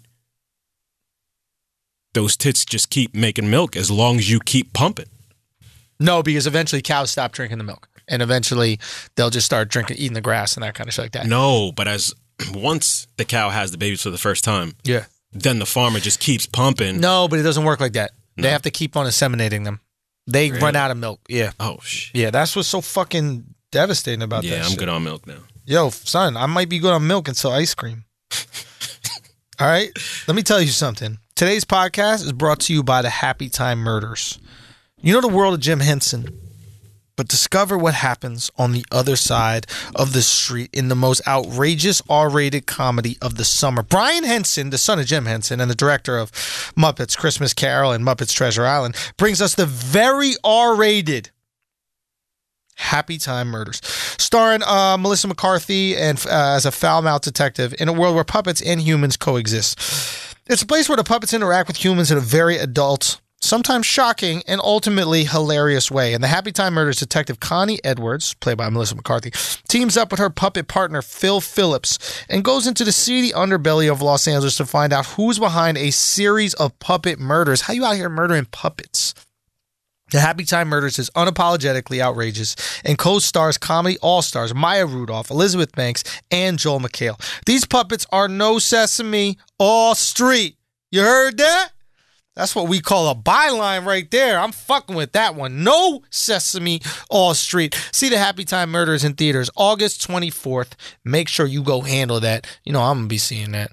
I like it when they take those puppet movies and they turn them into, not even puppet movies, but I like it when they take cartoons and these types of things and turn them into adult content because it seems that much more fucked up.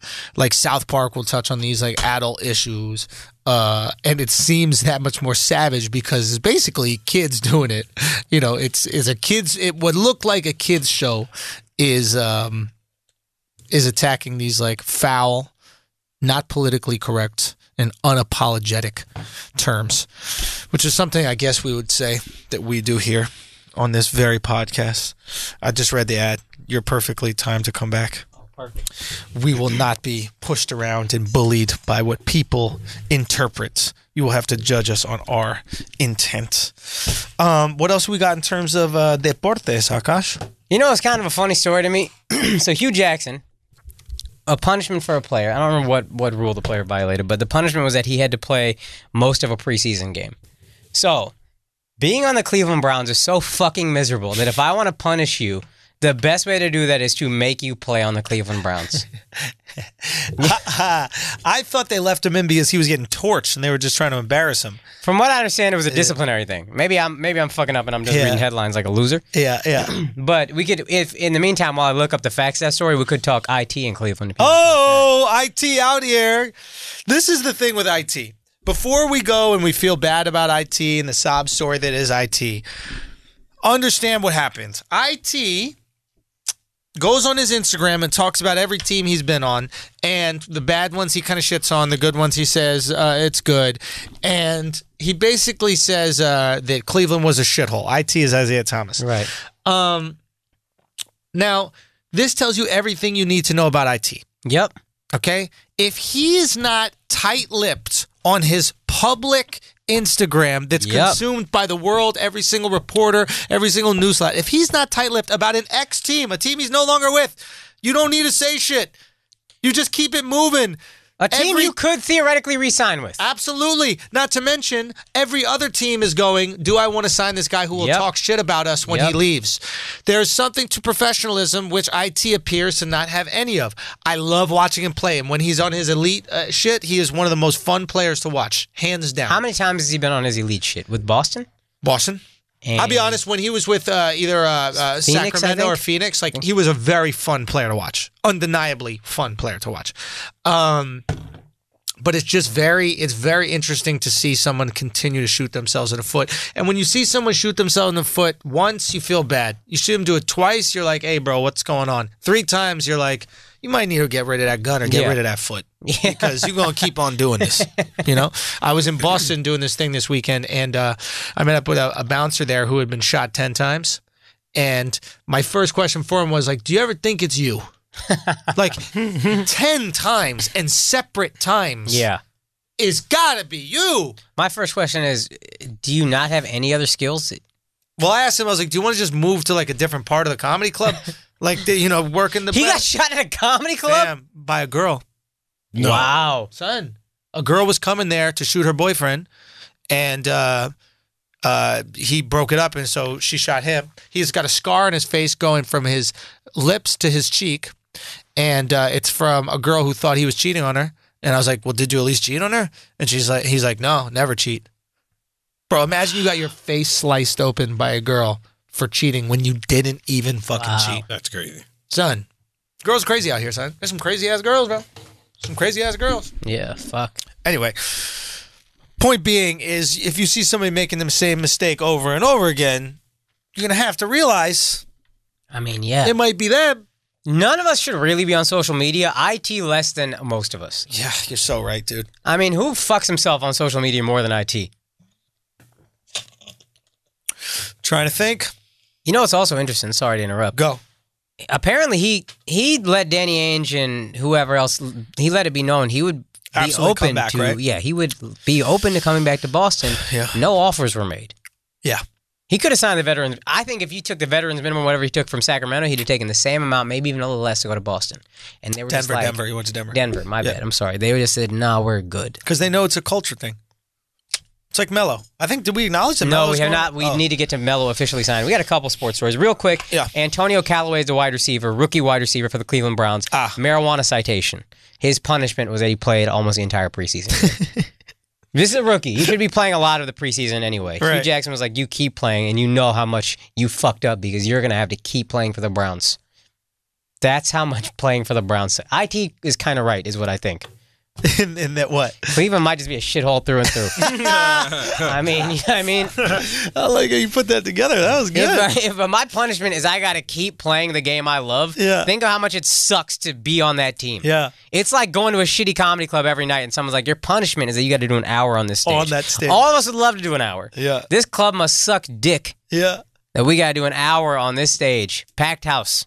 Son, while we're talking about comedy, I had the most authentic comedy experience I've ever had in my entire life in Boston, dude. What happened? I went to this show, and it was in the basement of a house, like people's house, like a house people lived in. Right. And they kind of renovated the basement to like have like a place for comedy. And it's just like a shitty carpeted floor, some like lounge seats, not lounge seats, like some like outdoor, like you sit in the sun seats. I don't know what those are. Okay. Some camping seats, right. Whatever, you know what I mean? Some seats. And the show was called Hecklefest. And basically what happens is comedians go up and there are comedians in the audience. All the audience is comedians. Everyone there is comedian. And heckling is encouraged. Wow. They don't even let you get through the first line of the joke. They were fucking roasting the shit out of people.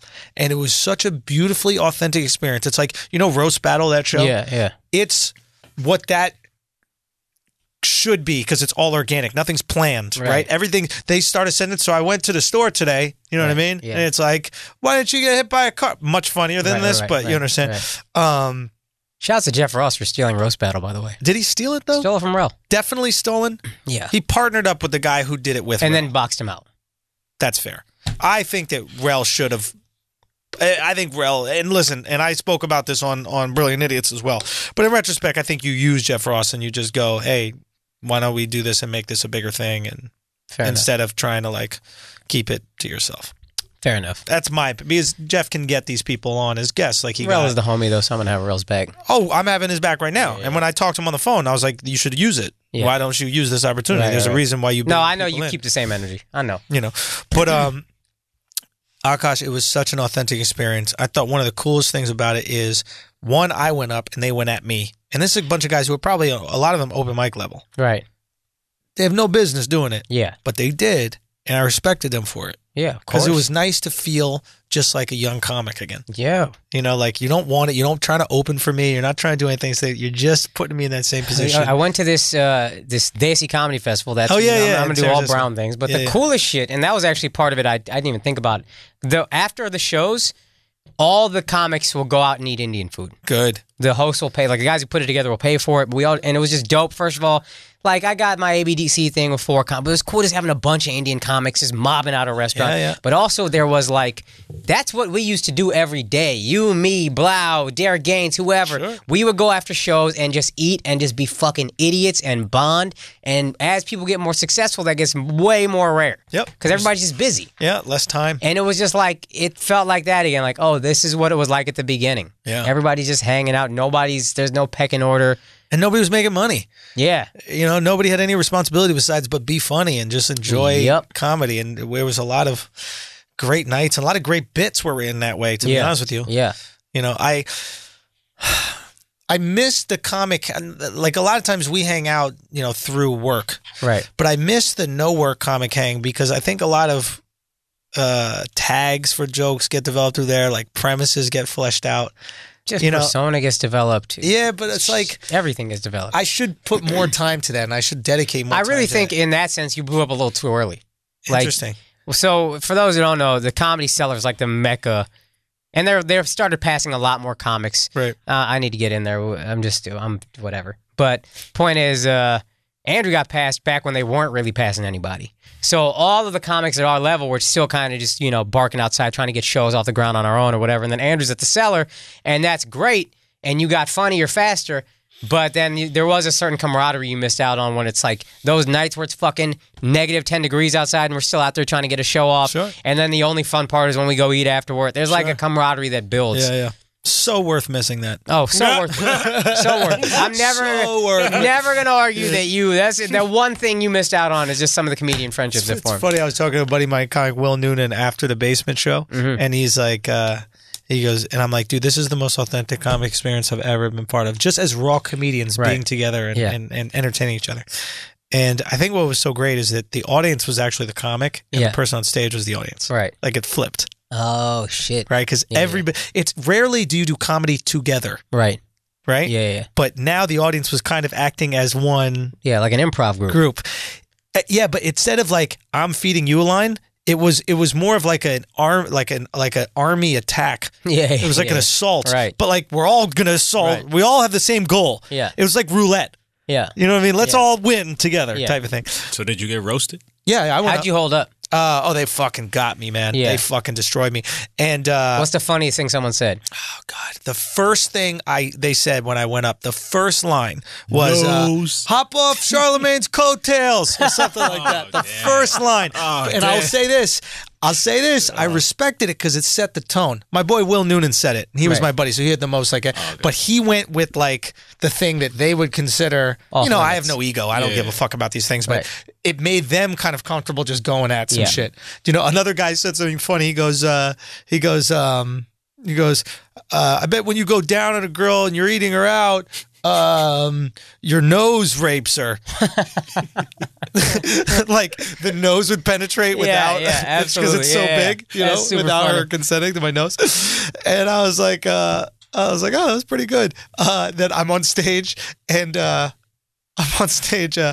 sitting down, and they go, stop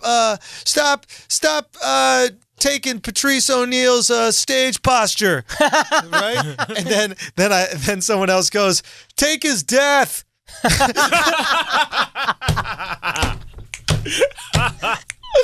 And dude, it was really great. It was for this project that I'm working on, which I don't want to say much about, but it was just like such a unique, authentic experience, right? And I'm back there, and I'm back there at backstage, and I'm talking to my buddy Will, who introduced me to this thing, and he goes, and I'm like, dude, this is the most authentic comic experience I've ever had. And he goes, you see, this is why I don't leave Boston. And I take a moment, and I go, I'm still leaving Boston in a fucking heartbeat. Yeah. We're in a basement. Like, this is a lot of fun. Yeah. It's fun going to Cancun. That's why we sell out. That's why I would sell out. Everybody has a price. We're all ready. Yeah. So Mellow to the Rockets. Let's do Mellow to the Rockets, and then I got to run. I got a basketball game. Okay. Yeah. So is there any team that did less for themselves in the offseason than Houston? They lost Trevor Ariza, and then got the antithesis of Trevor Ariza. They lost a guy that's really going to help them beat the Warriors, and then they got a guy who's not going to help you beat anybody. Yeah, it's like...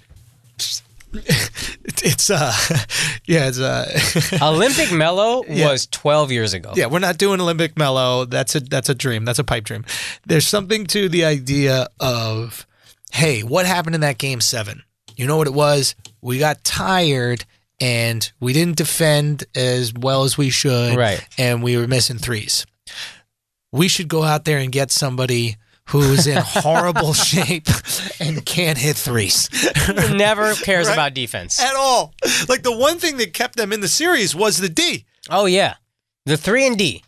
They might be better against other teams, maybe. There was an argument like Trevor Ariza wasn't actually that effective against other teams, like the plus-minus or whatever. Oh. As a team, the team was actually better without him on the floor. But... First of all, I never really trust these super advanced. You can make stats say anything you want to. Right. But also... You are not playing the rest of the league. Your GM has said explicitly, I am obsessed with beating the Warriors. Not winning a championship, beating the Warriors. And so you took off the guy who gave you the best matchup against the Warriors. Yeah, defending multiple positions very well. Him and PJ Tucker played great, but I think Ariza was the most important one because he's the most versatile defender. They do have, what's-his-face still. They kept Gordon. They kept PJ Tucker. And then they kept, on a one-year deal, the guy who is from Houston. He had cornrows. Oh, Gerald Green. Gerald Green. No. Now, here's the thing about Gerald Green. He is an athletic defender. He's not as good as, and he's not as disciplined a defender as Trevor, but they still have an athletic defender. And he's a capable three-point shooter, right? So I think what happens with I think their mentality is, okay, we don't have Trevor. We have somebody who's not going to be as good as Trevor, but someone who can at least fill that role. I don't think they try to fill it with Melo. Is that fair? Yeah. I don't think the goal was, okay, no Trevor, bring in Melo. I think the goal is, no Trevor, slide in Gerald, and then we'll find minutes for Melo. The question is, where does Melo come off the bench? He's not going to allow it. If he comes off the bench, this is a good signing. Will he allow it? No. I don't think so. Bro. This is his best chance. If he doesn't come off the bench for this guy is just he's not worth anyone's time. I don't think he's coming off the bench. I don't think he is either. Why would D'Antoni okay it? You know what you're getting. You know it doesn't work for your offense. I don't know. Apparently he said he's a better fit on Houston than he was on the Knicks, but I don't know. Let me ask you this question. Okay. Trevor Ariza, you let him leave. So let's look at the rest of this team. Okay. Chris Paul. Yeah. James Harden. Yeah. Ryan Anderson. Yeah. Maybe PJ Tucker, but I don't think so. Okay. Eric Gordon. Whoever the fuck else they got. Okay. Mbah Moute. Yep. Any of those guys won a championship? Have any of those guys been to a finals? You had a champion. Trevor Ariza was a fucking champion. Ooh, so now he was important on a championship team, maybe two. You got no winning pedigree. You don't have anybody left. And I'm not saying that's the most important thing, but he was incredibly important in that series. And if your idea of replacing him is Gerald Green, nah, fam. My feeling about that is this, and I think it's an interesting perspective, but I think Chris Paul fills the role of anybody who needs some motivation. Can he stay healthy? Only if they give him rest. I think you look at all D'Antoni teams, and what happens is they crumble at the end of the playoffs, and people are like, oh, it's all about 3-and-D. It's like, yes, you can't shoot threes when your legs are tired. You play a 7-man rotation, everybody's going to be tired. If you stretch that to 8 or 9 just to get them minutes, you know you can't play Chris the way you're playing him. Yep. You know you can't. Yep. And this happens to him every playoff. He extends his body. You got to limit his playing time during the regular season too. Just call it pop. Just call it pop and go, how'd you keep Tony healthy? How'd you do it? How'd you get Tony, who takes a fucking beating going to the basket for 10 years in a row? How'd you keep his body reasonably healthy? I sat him. Yeah. When you sit those players, you let the other ones develop. And now you got 8 people in the playoffs instead of 6. So if Patty Mills gets to develop because you're resting Tony Parker. Right. And, you know what I mean? Develop against real NBA player, not bullshit garbage time. Yeah. And that's what Pop always does. He always has, and he plays it in the playoffs too. Yeah. I have to rest my players. Chris Paul doesn't just need rest in the regular season. He needs playoff rest.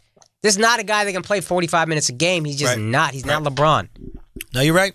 And I think you gave up a really important piece, and then you're getting one who so far, his only winning experience is on the fucking Olympics with Kobe Bryant, LeBron James, Dwayne Wade, and who the fuck else knows. Had a little help. Yeah.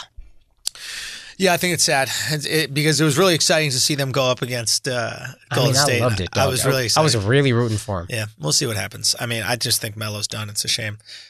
And it's a real shame because he is very gifted at that one-on-one ISO ball, get you 2 points. When you see him play these like little one-on-one pickup scrimmages and shit like that, he's unstoppable. It's amazing to see his game, right? It's like he can pull up, he can hit.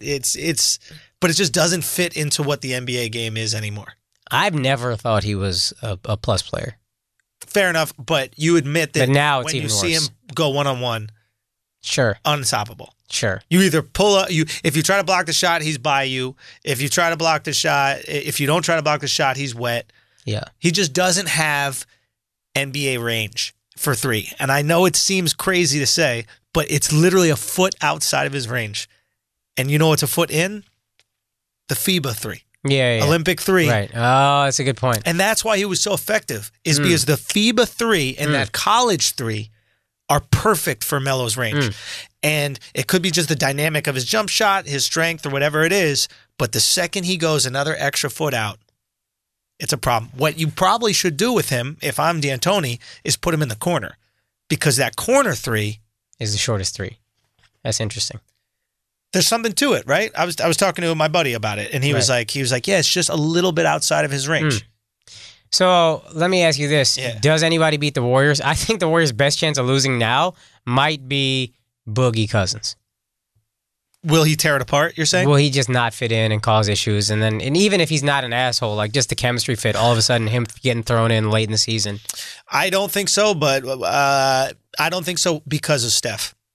I think that Steph is the fucking tesseract for that team, man. I think he holds that shit together, and they have to respect him because at the end of the day, he's not a scumbag.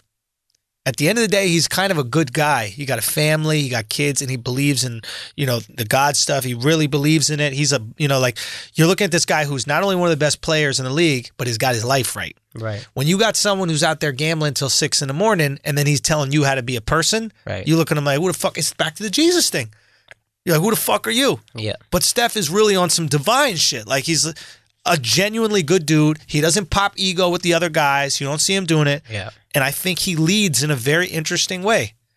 And I think that, to be honest, I think Kerr has a similar relationship maybe that Pop had with Duncan. Right. And I think Kerr might discipline through Steph. Right. And I know Draymond, Clay, and probably KD all really got Steph's back. Right. KD don't want to be the leader. No. He said that. He said exactly. And Steph does. Yeah. So if there is an issue with Boogie, I think Steph can handle that. And I think Steph will approach Boogie in a way that is so non-threatening. When Draymond goes up to Boogie and they start woofing, that's a fight. When Steph comes up and he's like, hey, man, what are we doing? How dare you fight Steph, Boogie? You're 7 foot. So you think Warriors got it locked up again? Not. Here's the thing. Sad, but yeah. I know this season, you kept reading, like, this is the most issues Steve Kerr has had managing the locker room. Yeah. This is the hardest time he's had. But you threw in a guy who's historically uncoachable. Cancer. Yeah. Yeah. So, and who's going to be really insecure because he's coming off injury. So he's going to be even more ornery. He's going to be even more sensitive. Right. And I think, listen, if he comes back and they're still winning, he'll whatever. But if they hit a rough patch, then he can start voicing his opinion a little more. Clip. He's so cheap. That's the other thing with him. He's so inexpensive that they have leverage. But I understand the leverage of he's cheap, but also it's so tantalizing to keep Boogie on your team. He's so fucking gifted. Sure. But do you still just clip? Is it that easy to just go, I think that they would clip him in a fucking heartbeat. You might be right. And that's what they'll say. Because the only reason he's there is to rehab and get a ring. So they're basically like, yo, you want this ring? Act straight. And if you don't, bye. Yeah. If you got him locked in for 4 years at $30 million a year, right. You can't clip him. You got to get your money's worth. For $5 million, you're not fucking up the locker room. Get it together. This might be the first time in his career that someone has leverage over him. Right. So he might have to act right. And I'm sure Kerr's probably looking forward to it because he finally gets a chance to coach. Oh, yeah.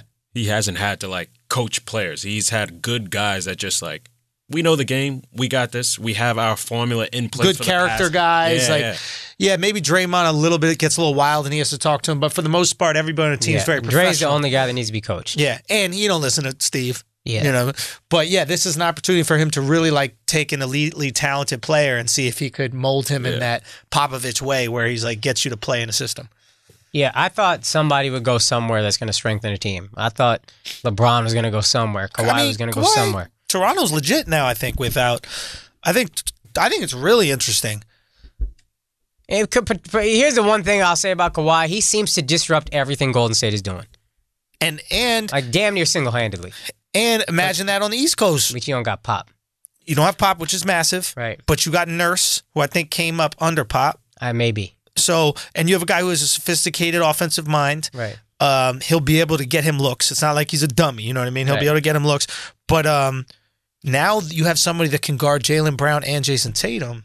You're not going to get easy I think they can make it buckets. out of the East. I'm talking about beating the Warriors. That's okay. That's fair. They're not beating the Warriors. The Celtics could maybe, if Kyrie is healthy, if they're healthy, Gordon Hayward is healthy and productive, that's a squad. We're going to see some trades. Trust me on that. If Hayward starts balling and Jalen's still balling, who do you think getting traded? I think they'd go either fucking way. I think, and I'll be honest with you, I think that the Celtics just as savages. They'll be monitoring his ankle, and they'll be asking doctors the entire time, how much longer do we have? Do we see deterioration? Kyrie talking about? No. Gordon. Oh. I think they're monitoring that ankle, and they are getting the feed, just like IT's hip. They know it, and they are making their bets all about if it's sustainable. Right. And then Kyrie, depending on his interest in re-signing, they'll possibly throw him under the bus, and you'll start to see those same articles you saw, which is he might not stay here, he might go somewhere else. So here's my thinking with Gordon Hayward: a broken bone, it comes back, and from what I understand, it heals stronger than it was before. The bone, but not the ligaments. So especially with ankle, and I know it's from having tons of ankle injuries, once you stretch a ligament, it's just like a fucking rubber band. Yeah, Rubber band's maybe a bad example, but what's the one where it loses its elasticity? I mean, if you stretch a rubber band enough, it loses elasticity. Boom. Or, the rubber band. Sweatpants, socks. Belt, socks, all those types of things. All of a sudden, they start to just not contract like they used to. So now they're loose, and you need to work all the muscles and shit around it. That's what happened with Steph. He was like, I had to work all the muscles around my ankles and blah, blah, blah. So while the bone is going to come back, all those fucking tendons that stretched when it went over ain't coming back the same. So I think it's one of those things where Celtics monitor it very closely and go, okay, is it working? If it's not, bye. They're fucking savages. It's a Patriot way, bro. Yeah. They don't play up there. Who they pull for, though? Picks? More picks? I don't know, dude. At a certain point, you just got picks coming out the ass. What are you going to do with these things? At a certain, I think the way Danny Ainge built the most brilliant fucking team I've ever seen in basketball history. Like, he got the Herschel Walker trade of the NBA when he traded KG and Paul Walker. Paul Pierce. But Paul Walker did. But I just don't know. At a certain point, you got to trade for stars or go get it. Like, go get the thing. This is your year. Yeah. No, I'm with you. Yeah, I don't know who's out there, and I don't know what essentially is going to happen, but I wouldn't be surprised. Put it that way. I wouldn't be surprised if they go at it. And who cares if you have, picks coming out the ass? Maybe Alexx will buy them on fucking Adam and Eve. Yeah. What's up, Alexx? Yo, we have to do fantasy football. All right, we'll do fantasy football. We have to. We'll definitely do fantasy football with the fans. We gotta have a league. We'll do a fucking league. We'll figure it out. Me. I'm gonna be up in Seattle the 16th. The show's sold out. Vancouver, still tickets left. So if you're in Seattle and you couldn't hit the Seattle show, drive up to Vancouver. It's close. That's the 17th at the Rio Theater. Go to theandrewschultz.com for tickets. And then I'm coming back. I'm gonna be in what's it called? The Stress Factory Comedy Club in New Jersey, the September 7th through 9th. And then I'm out there in Europe. You already know my dates out there in Europe, so make sure we talk about that, man. Thank y'all so much for supporting. Go to theandrewschultz.com for more ticket dates and all that good shit. I love y'all so much. Flagrant 2, Asshole Army in full effect. Thank you for supporting what we do. And you know what we did today? We gave you that sports episode y'all been begging for, man. We went hard body on the sports, hard body on the God, hard body on the sex toys and such. Anyway, I don't know. But yo, I'm gonna run out of here to this game. Y'all finish it up, man. Share your dates and everything like that. Yep. Thank you, and sorry about being late, guys. First of all, thank you to everybody who came out to San Francisco to see me perform. Also, Asshole Army, just multiple times in San Francisco, people just threw it up to me, whatever, just said, hey, man, I appreciate what y'all are doing. Love listening to the show. People throwing up the assholes in San Fran. Not the first time those assholes have been thrown up in San Fran. Yeah, I noticed I did notice a couple of them kept it loose. I didn't notice that, but I appreciate the love either way. Also, just plugging the dates again of the Down South tour. First of all, Pittsburgh, we're still trying to work out. I know somebody's been hitting me up asking about Pittsburgh ticket links. We're trying to work out whether or not that's actually going to happen. I think it is. But in the meantime, Nashville, Zany, September 27th. Huntsville, September 28th and 29th. Atlanta, we're going to be at the Red Clay Comedy Festival, September 30th. Raleigh, we're going to be at Good Nights, October 3rd. And then October 4th at Washington, D.C. Improv. You can buy tickets at AmericanBornDesiComics.com. We're going to the South, dog. Let my homies know that the South is not a bunch of fucking racist rednecks, and we're great comedy audiences. Come out. That's it. We're good, right, Alexx? Yeah, we're good. All right, thank you guys so much for listening. We'll see y'all next week, man. God bless. Peace.